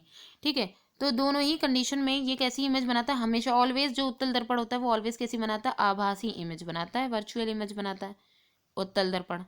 और यहाँ पे जो अवतल लेंस है यानी कॉनकेव लेंस जो है ये हमेशा कैसी बनाता है, उत्तल दर्पण की तरह ही ये आभासी इमेजेस बनाता है। 2 ही कंडीशन इसकी भी रहेंगी। ठीक है, अनंत वाली और फोकस वाली, या कोई और कंडीशन यहाँ पे दे दी जाएगी। तो ये 2 डिफरेंस काफ़ी इंपॉर्टेंट हो गए जो कन्फ्यूज़न क्रिएट करते हैं। तो ये चीज़ समझ में आ गई। एक और चीज़ यहाँ पे देख लेते हैं कि जो हमारा अवतल दर्पण था, ठीक है, तो जो अवतल दर्पण था वो क्या कर रहा था, वो जो लाइट जो सीधी सीधी आ रही थी उनको क्या कर रहा था, कन्वर्ज करने का काम कर रहा था, अभिसरित करने का काम कर रहा था। तो यहाँ पे वही काम क्या कौन करता है, उत्तल लेंस जो होता है वो अभिसरित करने का काम करता है, कन्वर्ज करने का काम करता है। और जो उत्तल दर्पण था वो क्या कर रहा था, जो भी लाइट रेज आ रही थी उनको डाइवर्ज करने का काम कर रहा था, इधर इधर फैला दे रहा था। ठीक है, अपसरित कर रहा था, अपसारित कर रहा था। और यहाँ पे जो है अवतल लेंस जो होता है वो यहाँ पे अपसारित करने का, देखिए ये सीधे जा रही है, इसको इधर इधर फैला देगा। तो ये तो यानी कि दोनों का ही जो डिफरेंसेस थे, नाम सेम है, बस खाली काम जो है वो एक दूसरे के अपोजिट है। तो ये चीज़ हो गई। एक लास्ट पॉइंट एक और चीज़ है कि जो हम लोग ने दर्पण पढ़ा था जो अवतल है उसी की ही बात करेंगे, कॉनकेव मिरर की। कॉनकेव मिरर में ये क्या था, पोल था, ठीक है। यहाँ पे सेंटर ऑफ कर्वेचर था इसका, जो एक गोला है, गोले का सेंटर यहाँ पे हो जाएगा, ठीक है। और इसका बीच में क्या था, फोकस था, जो मेन फोकस हो रहा था। फिर ये मतलब ये तीन जो इसके पॉइंट जो थे वो इंपॉर्टेंट थे, किसके, दर्पण के। वही लेंस में देखिए, और हाँ, इसकी जो सारी स्टेजेस थी वो क्या थी कि इसको देखते हुए ही हमें सारी चीज़ें देखनी है। देखिए ये जो लेंस है ये क्या है, गोले का एक हिस्सा है, एक साइड का हिस्सा। और जो लेंस है वो गोले का दो, एक मान लीजिए ये पूरा गोला है, गोले का इधर वाला हिस्सा एक ले लिया गया, एक इधर वाला हिस्सा ले लिया गया, दोनों को ही आपस में जोड़ दिया गया। हो सकता है ये अलग अलग गोले का हो, ठीक है। और एक और चीज़ कि गोला इतना बड़ा है और इसका सिर्फ इतना छोटा छोटा हिस्सा ही लिया गया है, यानी कि इसके द्वारक भी छोटे छोटे हैं, ठीक है। तो अगर पूरे का लेंगे तो बड़ा, बहुत बड़ा सा जो है यहाँ लेंस बन जाएगा। तो यहाँ पे छोटा छोटा हिस्सा है, उसी को ही आपस में ला करके जोड़ दिया गया, तो ये बन गया। तो इस हिसाब से अगर देखा जाए तो इसकी सेंटर ऑफ कर्वेचर भी दो बनेंगी, हो सकता है दो जो है गोले का ये हिस्सा लिया गया हो, तो सेंटर ऑफ कर्वेचर इसकी दो हो जाएंगी, लेंसेज की दो पार्ट इसमें मिल रहे हैं ना, दर्पण में तो एक ही पार्ट होता है, ठीक। एक ये डिफरेंसेस हो गए। दूसरा क्या है कि जो है यहाँ पे देखिए, ये वाला जो 2f1 है वो क्या है, इसमें दो पार्ट होने की वजह से ही सेंटर ऑफ कर्वेचर दो हैं, इसलिए दो पोर्शन, दो फोकस। हम यहाँ पे, हम लोग जब लेंस पढ़ते हैं तो इसमें खाली हम फोकस पे ही बात करते हैं। तो यहाँ पे जो 2f1 बन रहा है वो क्या है, सेंटर ऑफ कर्वेचर बनेगा, जो इस वाले लेंस का होगा, ठीक है, इधर 2f1। और ये जो f1 होगा ये मुख्य फोकस होगा इस वाले जो है पार्ट का, लेंस के इस वाले पार्ट का। और इधर वाला जो होगा इधर वाले लेंस का, तो इधर वाले लेंस का ये जो f2 है वो ये मेन फोकस हो जाएगा, और 2f2 जो है ये सेंटर ऑफ कर्वेचर है, जिसको 2f2 बोला गया है, ठीक है, इधर वाले पोर्शन का। तो ये दो चीज़ें यहाँ पे हो जाएंगी। सिमिलरली अवतल लेंस जो होता है उसमें भी ऐसे ही होता है, 2f1 f1, और दूसरी साइड में यहाँ पे f2 हो जाएगा, और इधर क्या हो जाएगा, 2f2 हो जाएगा, ठीक है। तो ये चीज़ हो गई। और इसमें एक जो सबसे इम्पॉर्टेंट बात है जो कि दर्पणों में नहीं होती है, वो ये होती है कि दो लेंसेस को जो कि छोटे द्वारक वाले हैं उनको आपस में जोड़ दिया गया है। तो इनमें मेन जो काम करेगा वो क्या करेगा, ये जो प्रकाशिक केंद्र है, जो लेंस के बीच का जो बिंदु होता है, ठीक है, ये मेन काम करेगा। यानी यही निर्धारित करेगा लेंस, जब फॉर्मूला इसका बनेगा तो फॉर्मूले में कि जो है ये u दूरी किधर से नापी जाएगी, v दूरी किधर से नापी जाएगी, तो वो हम इसके प्रकाशिक केंद्र जो है उसके आधार पर करेंगे, जैसे हम लोग मिरर में पोल के आधार पर कर रहे थे, ठीक है। और यहाँ से अगर लाइट रे अगर यहाँ से जाएगी तो सीधी चली जाएगी, जैसे सेंटर ऑफ कर्वेचर से होकर के जब लाइट रे जाती है तो सीधी चली जाती है वापस से। तो ये कुछ डिफरेंसेस थे जो हमने समझ लिए। अब हम लोग जो थ्योरी है उससे देखेंगे। तो अब यहाँ पे देखिए, अब हम थोड़ा जल्दी जल्दी चलेंगे, ठीक है। आपने किसी घड़ी साज को बहुत छोटे पुर्जे को देखने के लिए छोटे आवर्धक लेंस, जिसकी भी हम लोग ने बात की थी, का उपयोग करते हुए देखा होगा। क्या कभी आपने आवर्धक लेंस के पृष्ठ को अपने हाथों से छू करके देखा है? क्या इसका पृष्ठ समतल है या फिर वक्रित है? क्या यह बीच में मोटा है या किनारों से? चश्मे में हम लेंसों का जो उपयोग करते हैं, घड़ी साज के आवर्धक में भी लेंस लगा होता है। घड़ी साज जो होता है वो जिस चीज़ से, जिस लेंस से देखता है घड़ी के छोटे छोटे पुर्जों को, तो उसमें भी क्या लगा रहता है, वो जिस जो भी उसका उपकरण होता है उसमें भी लेंस लगा होता है। लेंस क्या है, यह प्रकाश किरणों को किस प्रकार मोड़ता है, इस अनुच्छेद में हम इसी विषय में अध्ययन करेंगे। जैसे दो पृष्ठों से घिरा हुआ कोई पारदर्शी, ये दो पृष्ठों से घिरा हुआ पारदर्शी माध्यम है जिसका एक या दोनों पृष्ठ गोलीय लेंस कहलाता है, ठीक है। क्या कहलाता है, गोले का ही तो हिस्सा है, इस वजह से इसे गोलीय लेंस कहते हैं। इसका अर्थ यह है कि लेंस का कम से कम एक पृष्ठ गोलीय होता है, और ऐसे लेंसों में एक पृष्ठ तो कम से कम इसका गोलीय होगा। ऐसे लेंसों में दूसरा पृष्ठ जो होगा वो समतल हो सकता है। क्या कह रहे हैं यहाँ पे, हो सकता है। हो सकता है कि दोनों ही इसके जो है कर्व्ड हो सकता है कि एक हिस्सा जो है इसका समतल हो। तो किसी लेंस में बाहर की ओर उभरे दो गोलीय पृष्ठ हो सकते हैं। जिन लेंसों में बाहर की ओर उभरे, जैसे हमें यहाँ पे दिख रहा है, दो लेंस हो सकते हैं, उनको हम द्विउत्तल लेंस कहते हैं, ठीक। ये क्या है, उत्तल लेंस है। तो इसे और द्विउत्तल लेंस या फिर केवल उत्तल लेंस भी कहते हैं। ये किनारों की अपेक्षा बीच में मोटा होता है। उत्तल लेंस की पहचान होती है किनारों पे मोटा होता है और बीच में पतला होता है। उत्तल लेंस प्रकाश किरणों को जैसे चित्र में दिखाया गया है उसके अनुसार अभिसरित कर देता है, एक जगह केंद्रित कर देता है, कन्वर्ज कर देता है। इसीलिए उत्तल लेंस को अभिसारी लेंस भी कहते हैं। ये कुछ उत्तल लेंस की प्रॉपर्टीज हैं जो बहुत इंपॉर्टेंट है। इसी प्रकार द्विउत्तल लेंस अंदर की ओर वक्रित दो गोलीय पृष्ठों से घिरा होता है। यह बीच के अपेक्षा किनारों में मोटा होता है। ये किसकी बात हो रही है? अवतल लेंस की बात हो रही है। द्विअवतल लेंस अंदर की ओर वक्रित होता है, अंदर की ओर ये वक्र जैसा शेप होता है, ठीक है। और ये क्या होता है कि ये दो गोलीय पृष्ठों से घिरा होता है। ये भी दो गोली, जैसे उत्तल लेंस है वैसे ये भी है। तो ये बीच की अपेक्षा किनारों पे मोटा होता है। ऐसे लेंस प्रकाश किरणों को, जैसे चित्र में दिखाया गया है, उसके आधार पर अपसारित कर देते हैं। इस वजह से इन्हें आप अपसारी लेंस कहते हैं। द्वितल लेंस जो होता है वो प्रायः उत्तल लेंस भी कहलाता है, सॉरी अवतल लेंस जो होता है उसको हम अवतल लेंस भी कहते हैं, ठीक है। तो कॉनकेव और कॉन्वेक्स लेंस जो है उनकी भी बात हो गई। अब किसी लेंस में चाहे वह उत्तल हो या अवतल हो, दो गोलीय पृष्ठ होते हैं। इनमें से प्रत्येक पृष्ठ एक गोले का भाग होता है। हर एक पृष्ठ जो होता है वह एक गोले का भाग होता है। इन गोलों के केंद्र लेंस के वक्रता केंद्र कहलाते हैं। गोलों के जो केंद्र हैं, दो गोले का हिस्सा है ना, तो गोलों के जो केंद्र होंगे वो क्या कहलाएंगे? वक्रता केंद्र कहलाएंगे। लेंस का वक्रता केंद्र प्रायः अक्षर सी के द्वारा निरूपित किया जाता है। क्योंकि लेंस के दो वक्रता केंद्र है, इसलिए इन्हें C1 और C2 के द्वारा निरूपित किया जाता है, जो हम लोग ने अभी पिक्चर में देखा था। किसी लेंस के दोनों वक्रता केंद्रों से गुजरने वाली एक काल्पनिक रेखा, सीधी रेखा, लेंस की मुख्य अक्ष कहलाती है। जैसे ये है लेंस, और इन दोनों से होकर के गुजरने वाली जो रेखा होगी यहाँ से, यही क्या कहलाएगी? मुख्य अक्ष कहलाएगी। लेंस का केंद्रीय बिंदु, इसके बीच में जो बिंदु होता है वो इसका प्रकाशिक बिंदु कहलाता है। इसे प्रायः अक्षर O से निरूपित किया जाता है। लेंस के प्रकाशिक केंद्र से गुजरने वाली प्रकाश किरण बिना किसी, ये जो प्रकाशिक केंद्र है इससे गुजरने वाली जो प्रकाश किरण है बिना किसी विचलन के निर्गत, जहाँ से आई है वहीं सीधी चली जाएगी, ठीक है। गोलीय लेंस की वृत्ताकार रूपरेखा का प्रभावी व्यास इसका द्वारक अपेरेचर कहलाता है। ये जो गोलीय लेंस यहाँ पे दिया गया है, इसकी जो वृत्ताकार रूपरेखा है वो इसके द्वारक यानी अपेरेचर इसका कहलाती है। ये जो इस तरीके की जो दी गई है।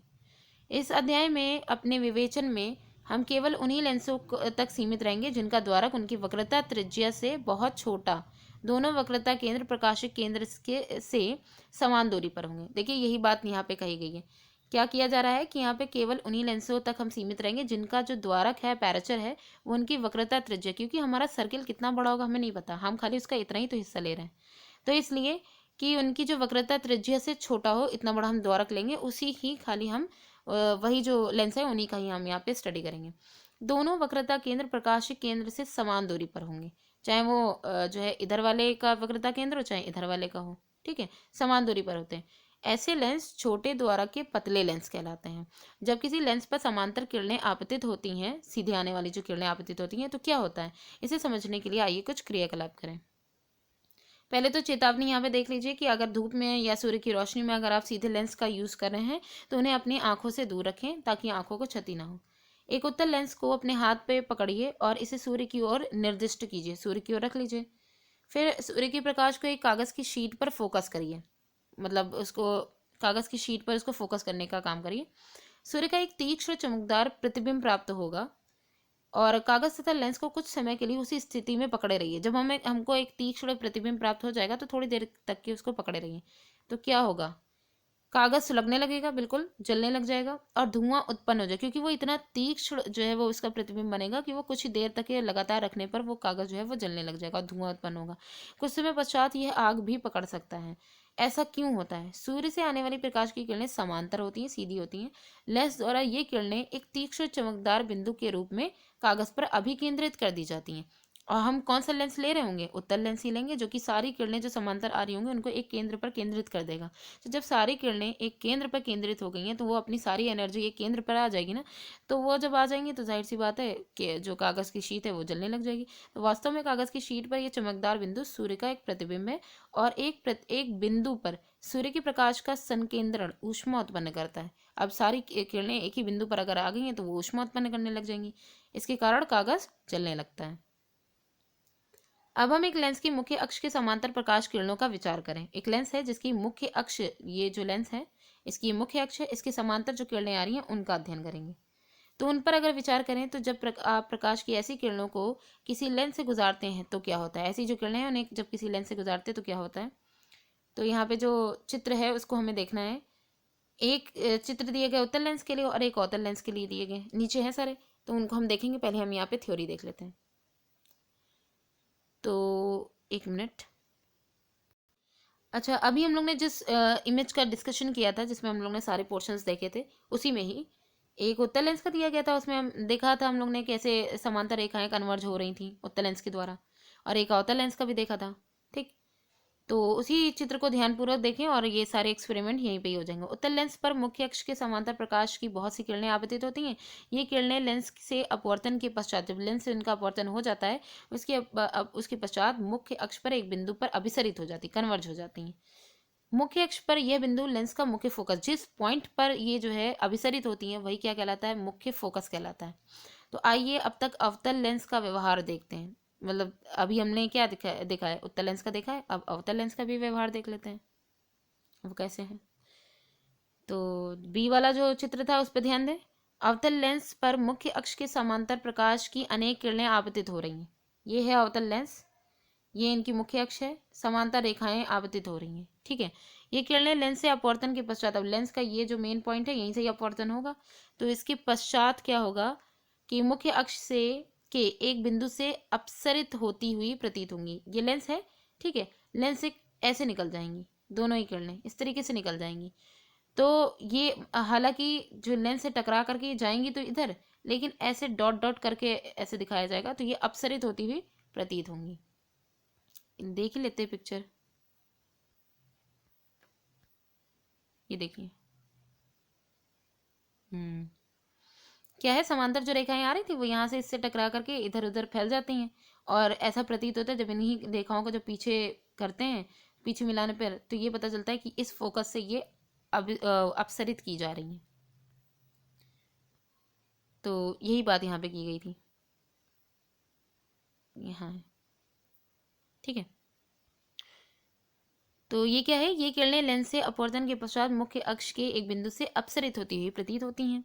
मुख्य अक्ष पर यह बिंदु अवतल लेंस का मुख्य फोकस कहलाएगा। यानी कि हमने देखा जो उत्तल लेंस है उसका मुख्य फोकस कहाँ है, जो सारी रेस को एक जगह पे केंद्रित कर रहा था वो यहाँ पे था, ठीक है। और वही जो अवतल लेंस है, अवतल लेंस का मुख्य फोकस किधर है, जो ये मतलब कि ये जो अपसरित करती हुई प्रतीत हो रही है यहाँ पे मुख्य फोकस है किसका? अवतल लेंस का। दो चीज हो गई। अब यदि आप किसी लेंस के विपरीत पृष्ठ के समांतर किरणों को गुजरने दें, किसी लेंस की विपरीत जो पृष्ठ है उससे समांतर किरणों को गुजरने दें, तो आपको पहले से विपरीत दिशा में दूसरा मुख्य फोकस प्राप्त होगा। हमने देखा ही था कि लेंस में है, इधर एक फोकस है F1 और यहाँ पे 2F1 है, इधर वाला F2, यहाँ पे 2F2 है। तो हम देखेंगे कि दूसरी, पहले से ही हमें मुख्य फोकस के जो है मतलब कि दूसरी ओर जो है वो दूसरा विपरीत दिशा में मुख्य फोकस हमें प्राप्त होगा। मुख्य फोकस को निरूपित करने के लिए प्रायः अक्षर F का प्रयोग होता है, तथापि किसी लेंस के दो मुख्य फोकस होते हैं, इन्हें F1 तथा F2 द्वारा निरूपित किया जाता है। किसी लेंस की मुख्य फोकस की प्रकाशिक केंद्र से जो दूरी है वो फोकस दूरी कहलाती है। तो ये जो फोकस दूरी है इसको हम क्या स्मॉल एफ से निरूपित किया जाता है।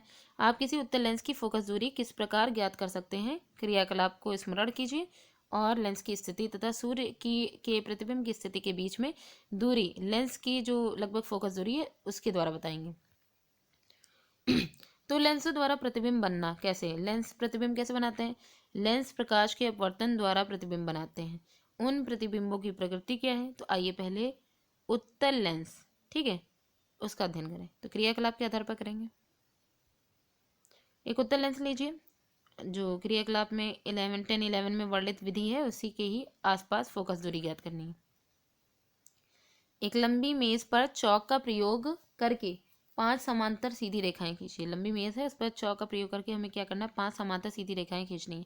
इस प्रकार खींचिए कि किन्हीं दो उत्तरोत्तर रेखाओं के बीच की दूरी लेंस की फोकस दूरी के बराबर हो। यानी ये हमने लिया है उत्तल लेंस, इससे एक तो मुख्य अक्ष हो जाएगी, 5 जो है समांतर रेखाएं खींचनी है, तो 2 ऊपर हो जाएंगी, 2 नीचे हो जाएंगी। इस तरीके से हमने खींच लिया। फिर इसके बाद क्या किया जाएगा, ये हमें कागज़ पे करना है। अब लेंस को एक स्टैंड, लेंस स्टैंड है उस पर लगा दीजिए। इसे मध्य रेखा पर इस प्रकार, क्योंकि मध्य रेखा को ही हमें मुख्य अक्ष बनाना है, तो उस पर इस प्रकार रखें कि लेंस का जो प्रकाशिक केंद्र है वो इस रेखा पर स्थित हो। ये जो मध्य रेखा मुख्य अक्ष जो बनेगी, लेंस के दोनों ओर 2 रेखाएं क्रमशः लेंस के F तथा 2F के तदनुरूपी होंगी, दोनों ही ओर यहाँ पे, ठीक है। तो इन्हें उचित अक्षरों द्वारा अंकित कीजिए, जैसे कि 2F1, यहाँ पे ये जो पूरी मुख्य अक्ष है इसको 2F1, F1, F2 तथा 2F2, यानी ये जो इसका प्रकाशिक केंद्र है उसके इधर एक रेखा इधर एक रेखा, वही मुख्य अक्ष को आगे बढ़ा दिया जाएगा। तो यहाँ पे ये F1 हो जाएगा, ये वाला जो है वो 2F1 हो जाएगा, यहाँ पे जो है ये F2 हो जाएगा और ये वाला 2F2 हो जाएगा, वही जो ऊपर हम लोग ने थोड़ा सा डिस्कस किया था। अब हमें क्या करना है, एक जलती हुई मोमबत्ती को बाईं ओर, यानी ये जो लेंस है इसके इधर साइड, ठीक है, ये थोड़ा इधर वाला गलत हो गया। तो यहाँ पे हमने एक जो है मोमबत्ती को रख दिया है। तो एक जलती हुई मोमबत्ती को बाईं ओर 2F1 से काफ़ी दूर रखें। यहाँ पे 2F1 था ना, 2F1 ये F1 था, इसे काफ़ी दूर रखें।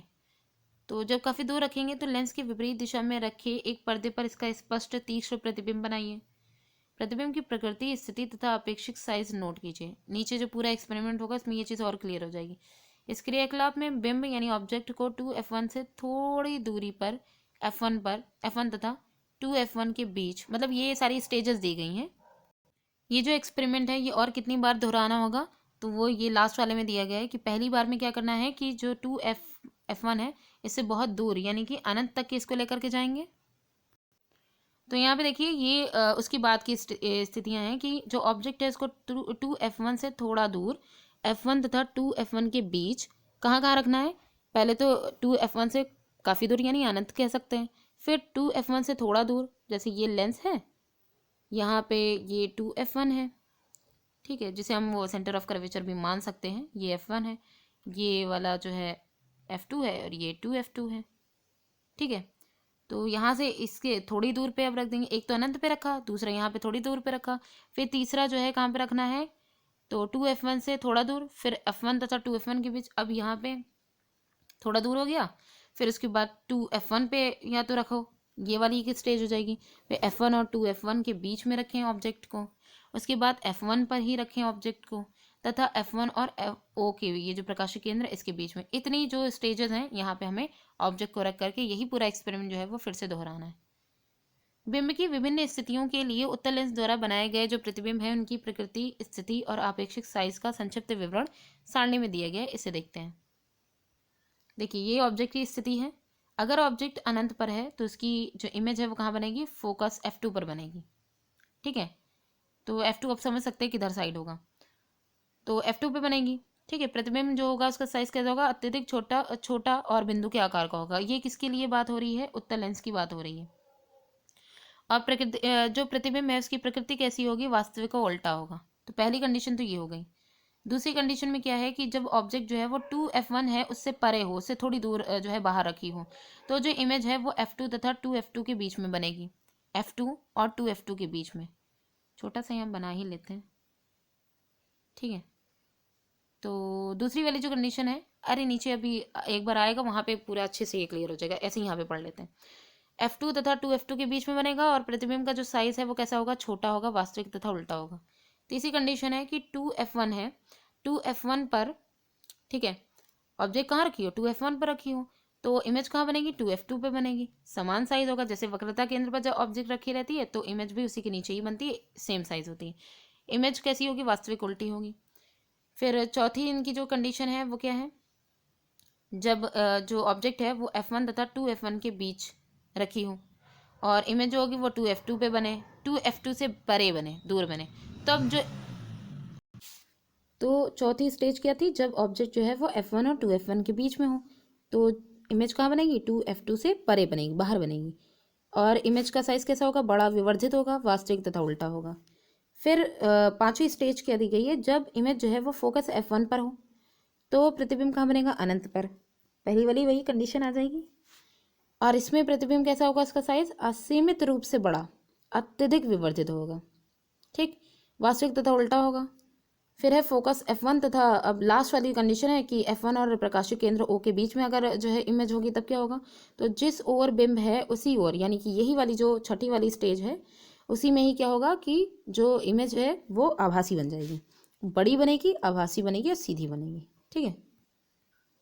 तो अब यहाँ पे देखें, आइए अब किसी अवतल लेंस द्वारा बने प्रतिबिंब की प्रकृति और स्थिति और अपेक्षित साइज का क्रियाकलाप द्वारा अध्ययन करें। तो क्रियाकलाप में अब यहाँ पे अवतल लेंस की बारी आई है। एक अवतल लेंस लीजिए, इस एक लेंस स्टैंड पर रखिए। लेंस की एक ओर एक जलती हुई मोमबत्ती को रखिए। लेंस की दूसरी ओर प्रतिबिंब का प्रेक्षण कीजिए। प्रतिबिंब को यदि संभव हो तो पर्दे पर प्राप्त करने का प्रयत्न कीजिए। यदि ऐसा संभव ना हो तो प्रतिबिंब को लेंस में ही सीधे देखिए। प्रतिबिंब की प्रकृति, आपेक्षिक साइज और सन्निकट स्थिति की किस जगह पे वो, मतलब इसकी जो कंडीशन है किस जगह पे वो पाया जा रहा है, वो सारी चीज़ें नोट कीजिए। मोमबत्ती को लेंस से दूर ले जाइए और प्रतिबिंब के साइज में परिवर्तन नोट कीजिए, मतलब आगे पीछे ले जाते रहें और उसकी साइज को नोट डाउन करते रहें। एक चीज़ और यहाँ पे है कि पर्दे पर प्राप्त किया जा रहा है, तो जाहिर है वास्तविक जो प्रतिबिंब होता है वो पर्दे पर प्राप्त किया जाता है और जो आभासी वर्चुअल होता है वो नहीं प्राप्त किया जाता है। आगे देखते हैं। जैसे हम लोग ने मिरर में पढ़ा था, जो उत्तल दर्पण था, ठीक है, उसकी दो ही कंडीशन आ रही थी, वैसे यहाँ पे भी दो ही कंडीशन है। तो देखिएगा, ये यहाँ पे किसकी बात हो रही है, अवतल लेंस की बात हो रही है, ठीक है। अवतल लेंस में ऑब्जेक्ट की स्थिति क्या होगी, पहली स्थिति जो है वो अनंत पे ऑब्जेक्ट होगी। अनंत पे अगर ऑब्जेक्ट है तो इमेज जो है वो फोकस F1 पे बनेगा, ठीक है। और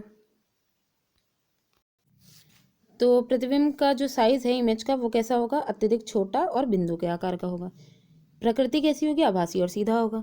दूसरी जो इसकी जो स्टेट है वो क्या है, अनंत तथा लेंस के प्रकाशिक केंद्र O के बीच, एक तो अनंत पर और एक उसके बीच कहीं पर भी, ठीक, तभी इसके लिए इसका यूज़ किया गया है।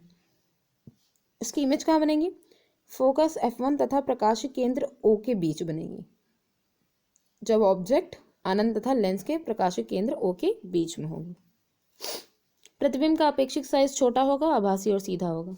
इस क्रियाकलाप से आप क्या निष्कर्ष निकालते हैं, अवतल लेंस सदैव आभासी, सीधा तथा छोटा प्रतिबिंब बनाएगा, चाहे बिंब कहीं भी स्थित हो। वही तो बात कही गई है। अब एक कंडीशन इनके अनंत पे दी गई है, दूसरी प्रकाशिक केंद्र और अनंत के बीच में कहीं पे भी दी गई है, ठीक। तो कैसा बनाएगा, ये बहुत ही इंपॉर्टेंट लाइन है कि सीधा, आभासी और छोटा प्रतिबिंब बनाएगा। और जो उत्तल लेंस होता है वो छोटा भी बनाएगा, बड़ा भी बनाएगा, बराबर भी बनाएगा, बहुत बड़ा भी बनाएगा, ठीक, बिंदु के आकार का भी बनाएगा। तो ये सारी कंडीशन है इसके लिए। अब यहाँ पे आता है किरण आरेख। किरण आरेखों के उपयोग द्वारा लेंसों का प्रतिबिंब बनाना। हम किरण आरेखों के उपयोग द्वारा लेंसों के प्रतिबिंबों के बनने को निरूपित कर सकते हैं। किरण आरेख लेंसों में बने प्रतिबिंबों की जो इमेजेस हैं उनकी प्रकृति, नेचर उनका कैसा है, उनकी स्थिति, अपेक्षित साइज, इन सब का अध्ययन करने में हमारी सहायता करेंगे। तो लेंस में जो किरण आरेख है बनाने के लिए गोलीय दर्पण की भांति हम निम्न में से किन्हीं दो किरणों पर विचार करें। जैसे गोलीय दर्पण में दो किरणें हमने ली थी, उसी तरीके से इसमें भी हम दो किरणें लेंगे। पहली देखिए, बिंब से जो ऑब्जेक्ट है उससे मुख्य अक्ष के समांतर आने वाली कोई प्रकाश किरण उत्तल लेंस के अपवर्तन के पश्चात, कोई जो है ऑब्जेक्ट है जो हो सकता है अनंत पे हो, तो अनंत पे अगर होगी तो क्या है कि उससे आने वाली जो समांतर रेखा है, मुख्य अक्ष के समांतर आने वाली जो रेखा है वो प्रकाश किरण उत्तल लेंस से, जब उत्तल लेंस से उसका अपवर्तन होता है तो उसके पश्चात, जैसे चित्र में दिखाया गया है, तो मुख्य फोकस से होकर के गुजरती है। मुख्य फोकस इसके लिए कौन सा है, F2 है। अवतल लेंस की स्थिति में प्रकाश किरण और अवतल लेंस की स्थिति में भी समांतर ही आ रही, अनंत पे ही वस्तु होगी। तो वो कैसे है, वो इसमें जैसे दिखाया गया है, तो उसके अनुसार लेंस की उसी ओर स्थित मुख्य फोकस से अपसरित होती ही प्रतीत होगी। इसमें अभिसरित होती है प्रतीत हो रही है, इसमें अपसरित होती है प्रतीत हो रही है। मतलब कहने का है, जो उत्तल लेंस है उसका मुख्य फोकस किधर हो रहा है, F2, यानी कि जो दूसरी साइड में हो रहा है, और जो अवतल लेंस है उसका उसी साइड में, जिस साइड में रेखा है उसी साइड में ही उसका मुख्य फोकस है, जो कि वहाँ से अपसरित होती हुई प्रतीत हो रही है। ये तो पहली कंडीशन थी। दूसरी कंडीशन में क्या है, मुख्य फोकस से गुजरने वाली प्रकाश किरण अब यहाँ पे मुख्य फोकस से होकर के गुजर रही है, ठीक है। अभी समांतर थी, अब मुख्य फोकस से होकर के गुजर रही है। उत्तल लेंस से अपवर्तन के पश्चात मुख्य अक्ष के समांतर निर्गत होती है। अगर मुख्य फोकस से होकर के गुजर रही है तो वो अपवर्तन जैसे ही होगा उसका जो है जो मुख्य अक्ष है उसके समांतर हो जाएगी। तो देखिए, जो लेंस होता है उसके दो मुख्य फोकस होते हैं, एक F1 होता है, एक F2 होता है, तो दोनों ही कंडीशंस हो सकती हैं, ठीक है। वही क्या है, ये किसके लिए था, उत्तल दर्पण के लिए था। यानी समांतर आएगी तो फोकस से होकर के जाएगी और फोकस से होकर के जाएगी तो समांतर हो जाएगी। अवतल लेंस के मुख्य फोकस पर मिलने वाली प्रतीत अब यहाँ पे भी वैसे ही आ रही है, ठीक है। ये समांतर हो गई, लेकिन क्या पता प्रतीत हो रहा है कि मुख्य फोकस से मिलती हुई प्रतीत हो रही है। तो ये प्रकाश किरण अपवर्तन के पश्चात मुख्य अक्ष के समांतर निर्गत हो जाती है, ठीक है, ऐसे इसी इस समांतर चली जाती है। तीसरी कंडीशन, लेंस के प्रकाशिक केंद्र से गुजरने वाली प्रकाश किरण अपवर्तन के पश्चात बिना किसी विचलन के निर्गत हो जाती है। चाहे उत्तल हो चाहे अवतल लेंस हो, दोनों में ही अगर प्रकाशिक केंद्र से होकर के जा रही है तो सीधी चली जाएगी, ठीक है, बिना किसी विचलन के। अब है यहाँ पे उत्तल लेंस द्वारा किसी बिंब की कुछ स्थितियां यहाँ दी गई हैं। प्रतिबिंब बनने के किरण आरेख दर्शाए गए, जो ऊपर अभी हम लोग ने जब क्रियाकलाप कर रहे थे, जो पूरा डिस्कशन किया था, वही यहाँ पे है। तो ये यहाँ पे जो है उत्तल लेंस का दिया गया है। फिर अवतल लेंस द्वारा बिंब की विभिन्न स्थितियां, जो दो कंडीशन थी, उन्हें भी देख लेंगे। पहले उत्तल लेंस का देख लें। उत्तल लेंस में पहली स्टेट में क्या था कि ये जो 2f1 था वो सेंटर ऑफ कर्वेचर था, ये f1 है, दो ही मुख्य फोकस है इसके, f1 और f2। तो जब समांतर रेखा गई तो अपवर्तन के पश्चात वो मुख्य फोकस से होकर के गई, तो यहाँ पे अभिसरित हो गई, ठीक है। इमेज कैसी बनी? बिंदु के आकार की बनी। दूसरी कंडीशन में क्या था? दूसरी कंडीशन में जो ऑब्जेक्ट, अब यहाँ पे ऑब्जेक्ट कैसी थी? अनंत पे थी, तो इमेज कहाँ बनी? फोकस पे बनी, मुख्य फोकस पे। दूसरी में जो 2f1 है उसके परे रखी गई है, तो एक रेखा तो इसकी समांतर गई जो कि मुख्य फोकस से हो करके गई, एक जब प्रकाशिक केंद्र से होकर के गई वो सीधी चली गई। दो रेखाएं जैसे दर्पण में मिल रही थी वैसे यहाँ पे मिलेंगी। दोनों जिस जगह पे मिलेंगी वो कहाँ? f2, जो दूसरा जो मुख्य फोकस है, f2 और 2f2 के बीच में बनेंगी। तो हमारा जो इमेज है वो कैसी बन रही है? रियल बन रही है, ठीक है, उल्टी है, वास्तविक है, साइज में थोड़ी सी छोटी है।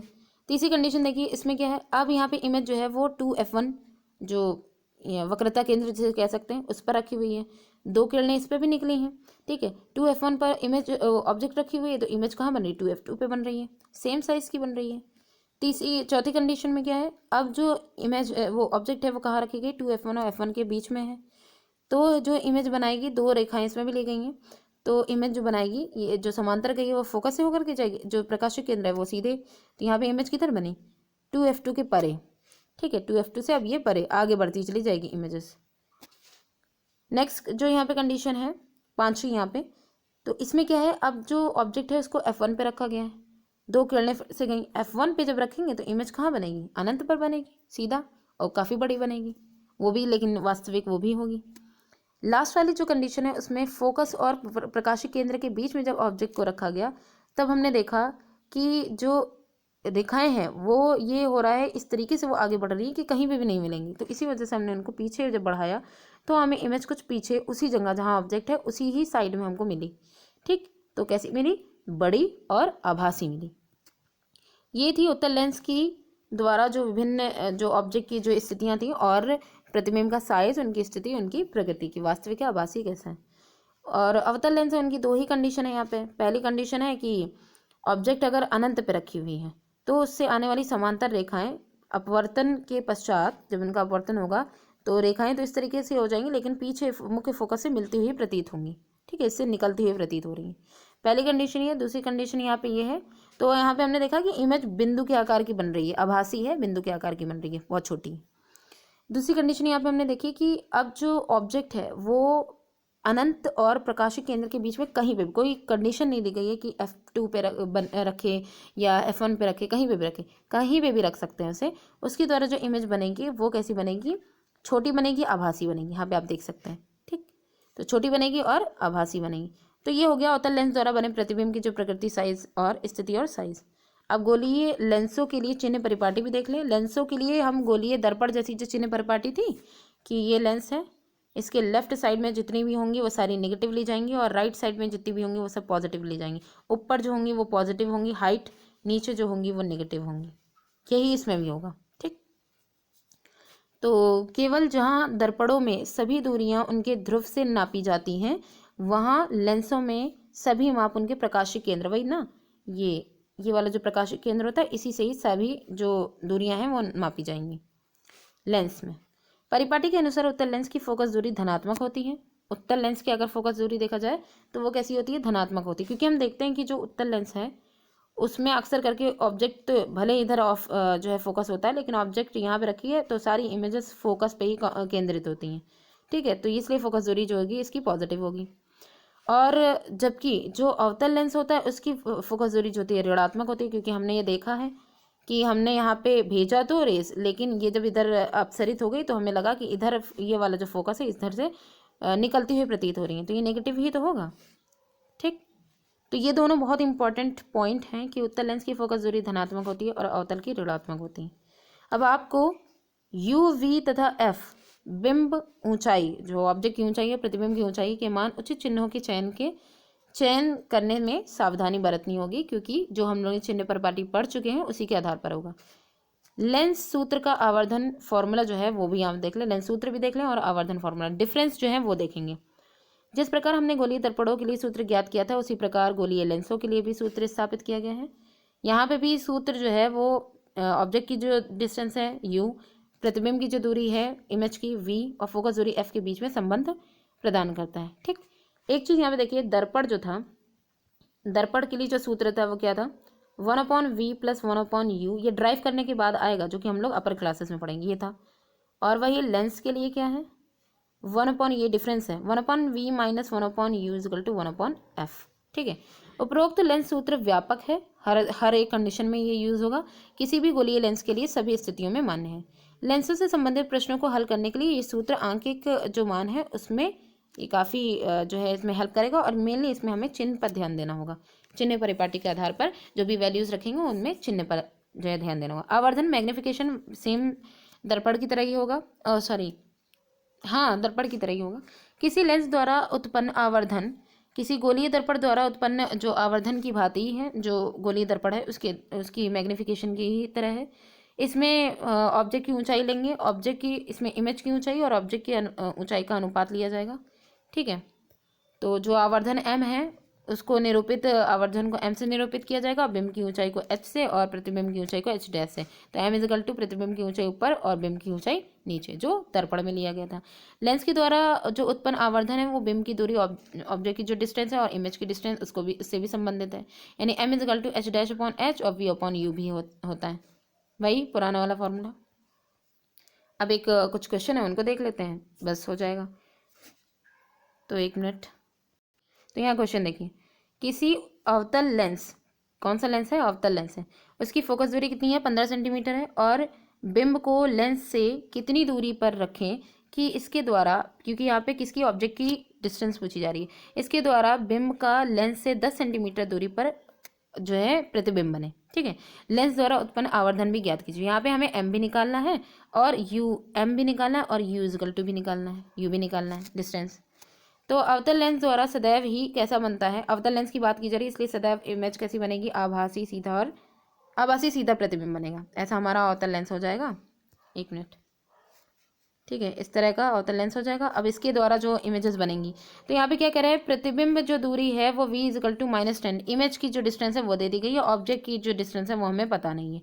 ठीक है, तो हमें पता है कि जो इमेज है वो किधर बनती है, इधर ही, अगर मान ली कोई भी रेज अगर जा रही है इधर, ये तो इसको बढ़ा दिया जाता है, तो ये जो इसकी इमेज है यहाँ पे जो मुख्य फोकस होता है वहाँ बनती है, तो इमेज जब लेफ्ट साइड में ली जा रही है v तो नेगेटिव में होगी। ठीक है, फोकस दूरी भी इनकी फोकस ही पे ही लिया जाता है, इसलिए फोकस दूरी भी जो है वो क्या होगी, नेगेटिव होगी। बिंब की दूरी u हमें निकालनी है, तो फॉर्मूला हमारा क्या है, 1/v - 1/u = 1/f। हमें u निकालना है, इसलिए 1/ जो यहाँ पे क्या u निकालना है ना, तो u माइनस में है, इधर जाएगा प्लस में हो जाएगा, 1/f प्लस में इधर आएगा माइनस में हो जाएगा, तो इसलिए 1/v - 1/f हो जाएगा। अब वैल्यूज़ रख लें, 1/v की कितनी है, 1/-10 है, इसकी 1/-15 है, माइनस माइनस प्लस हो जाएगा, इधर का माइनस है वो रहेगा। ठीक, दोनों का एलसीएम जब लेंगे तो 10 और 15 का कितना आएगा, 30 आएगा, तो 10 3 ज़ा 30 हो जाएगा और 15 2 ज़ा 30 हो जाएगा, तो माइनस का 3 प्लस का 2 दोनों की जो वैल्यू आएगी वो 1 आ जाएगी। अच्छा, जो माइनस है, माइनस का 3 है, इस वजह से माइनस का 1 होना चाहिए, तो वो माइनस इधर 30 को दे दिया गया। 30 को दें चाहे ना दें, ये कुछ इस तरीके से होगा ना, 1/u = -1/30, यही तो होगा। तो अगर हम u इसे कर देंगे तो 30 ऊपर चला जाएगा माइनस को लेकर के, तो ये आ जाएगी ऑब्जेक्ट की डिस्टेंस सेंटीमीटर में। ऑब्जेक्ट की डिस्टेंस जो आ गई वो 30 सेंटीमीटर। तो इसी प्रकार ये माइनस में आई है ना ऑब्जेक्ट, तो ये चीज़ क्लैरिफिकेशन हो गया कि जो ऑब्जेक्ट है वो किधर साइड रखी होगी, अवतल लेंस के इधर साइड रखी होगी, इसलिए माइनस में आया गया, ऑब्जेक्ट इधर ही तो रखी होगी।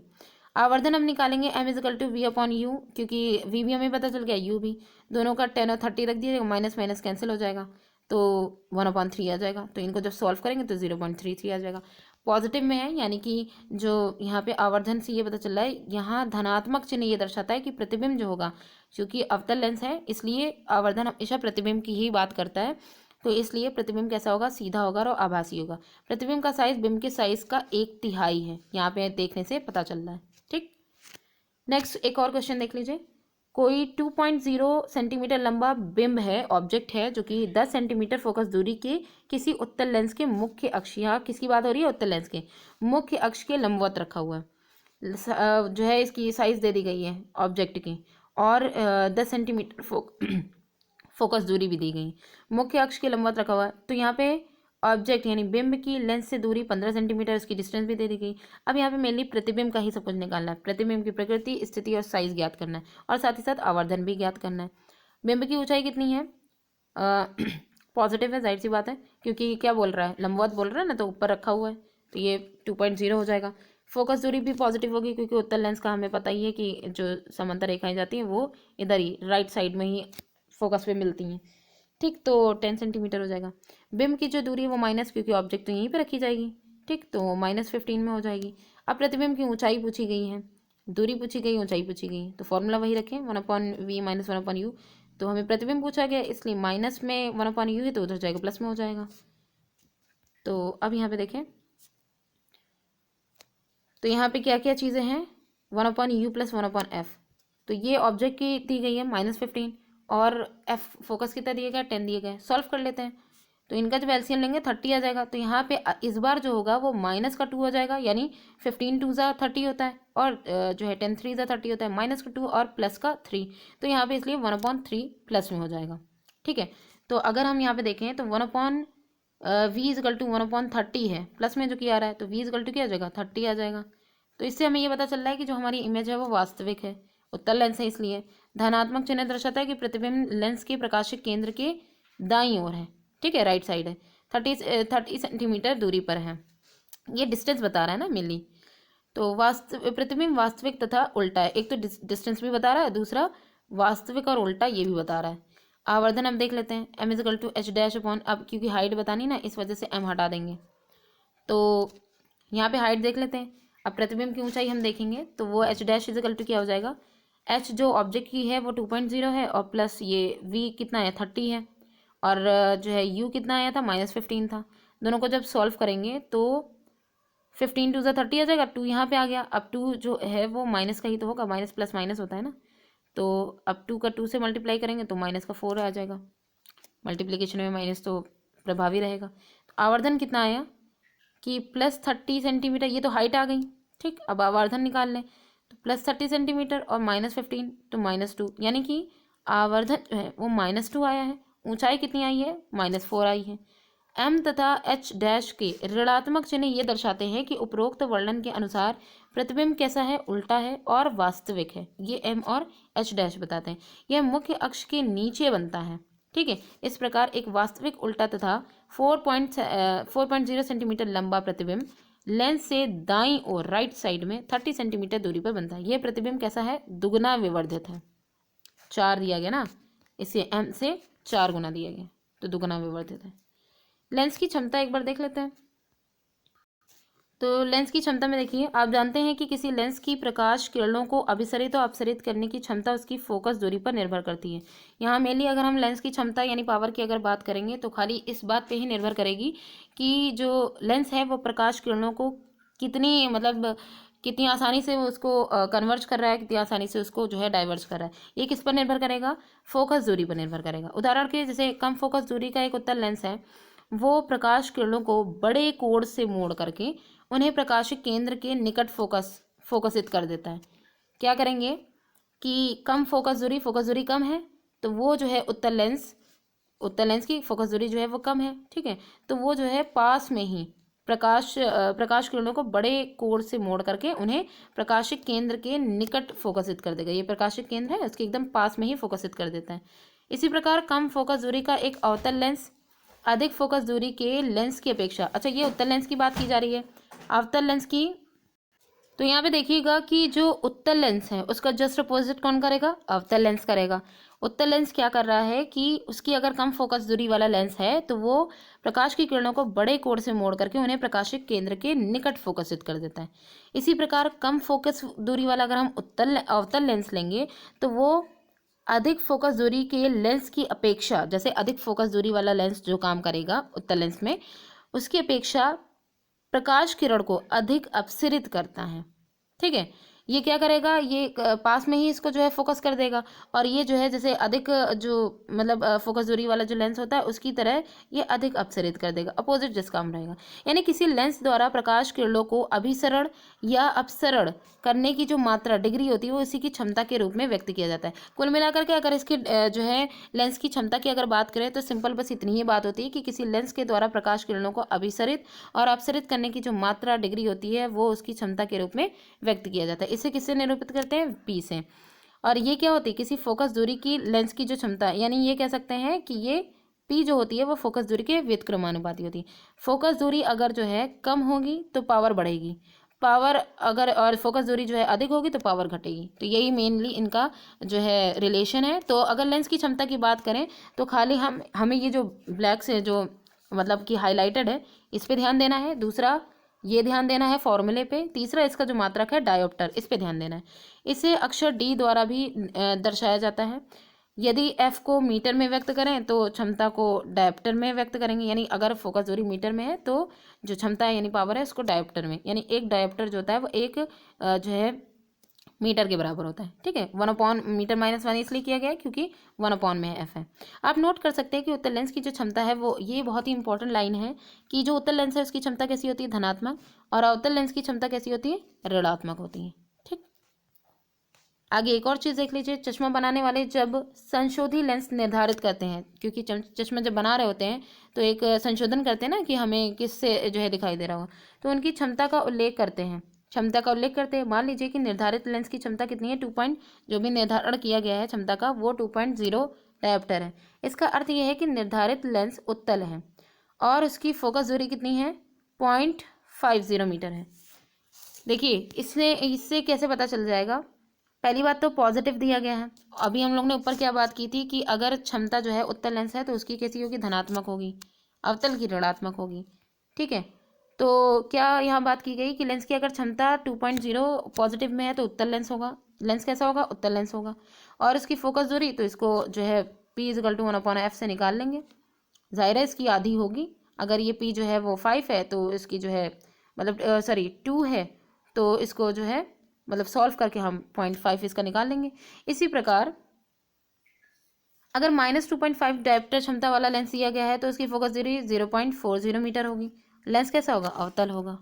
ठीक, अब यहाँ पे कुछ और चीज़ें हैं जो जो यहाँ पे जो चश्मा बनाते हैं वो लोग किस तरीके से अरेंज करते हैं चश्मों को, उसे यहाँ पे देख लें। अनेक प्रकाशिक यंत्रों में कई लेंस लगे होते हैं, जितने प्रकाशिक यंत्र हैं उनमें कई सारे, एक लेंस से सारा काम नहीं चलता है, कई सारे लेंस लगे होते हैं। उन्हें प्रतिबिंब को अधिक आवर्धित तथा अधिक सुस्पष्ट अगर बनाना है तो उसके लिए संयोजित, यानी कई सारे लेंस इसलिए संयोजित किए जाते हैं कि जो इमेज है वो और भी ज़्यादा एकदम क्लियर हो जाए। इस प्रकार संपर्क में रखे लेंसों की कुल क्षमता जो होती है वो कैपिटल पी उन लेंसों की अलग अलग क्षमताओं की P1 P2 की बीजगणितीय योग के बराबर होती है, जैसे P = P1 + P2 + आगे जो भी होगा। चश्मा बनाने वाले के लिए लेंसों की फोकस दूरी के स्थान पर क्षमताओं का उपयोग करना काफ़ी सुविधाजनक होता है। फोकस दूरी के आधार पर अगर देखा जाए, जैसे आंखें टेस्ट करते समय चश्मा बनाने वाला ज्ञात क्षमता वाले संशोधित लेंस के अनेक अलग अलग संयोजनों को संपर्क में रखकर चश्मे को टेस्ट करने वाले फ्रेम के अंदर रखता है। चश्मा बनाने वाले आवश्यक लेंस की क्षमता की गणना सरल बीजगणितीय योग के द्वारा कर लेता है। उदाहरण के लिए जैसे +2.0 डायोप्टर है और +0.25 डायोप्टर क्षमता वाले दो लेंसों का संयोजन करके उसने 2.25 डायोप्टर क्षमता के लिए एकल लेंस की तुल्य है। ठीक है, ऐसा बनाया है। लेंसों की क्षमताओं की योज्यता के इस गुणधर्म का उपयोग एकल लेंस द्वारा बने प्रतिबिंबों में कुछ दोषों को कम करने के लिए किया जाता है। कई लेंसों को एक दूसरे के संपर्क में रख करके बनाए गए लेंस निकायों का उपयोग सामान्यतः कैमरों के लेंस तथा सूक्ष्मदर्शी एवं दूरदर्शकों के लेंसों की डिज़ाइन में किया जाता है। एक चीज़ बहुत ही अच्छा ये एक्सपेरिमेंटेड तरीका है। देखिए हम जानते हैं कि हमारी आंखों में कौन सा जो है लेंस है, उत्तल लेंस है। ठीक है, हमारी आंखों में, आंखों के अंदर जो एक लेंस होता है वो कैसा है, उत्तल लेंस है। अब क्या होता है कि जब हमको किसी भी तरीके से हमको कम दिखाई देता है या क्लियर नहीं दिखाई देता है या दूर की चीज़ें हमें अच्छी साफ़ नहीं दिखती या पास की नहीं साफ़ दिखती हैं, तो इसके लिए हम चश्मा लगाते हैं।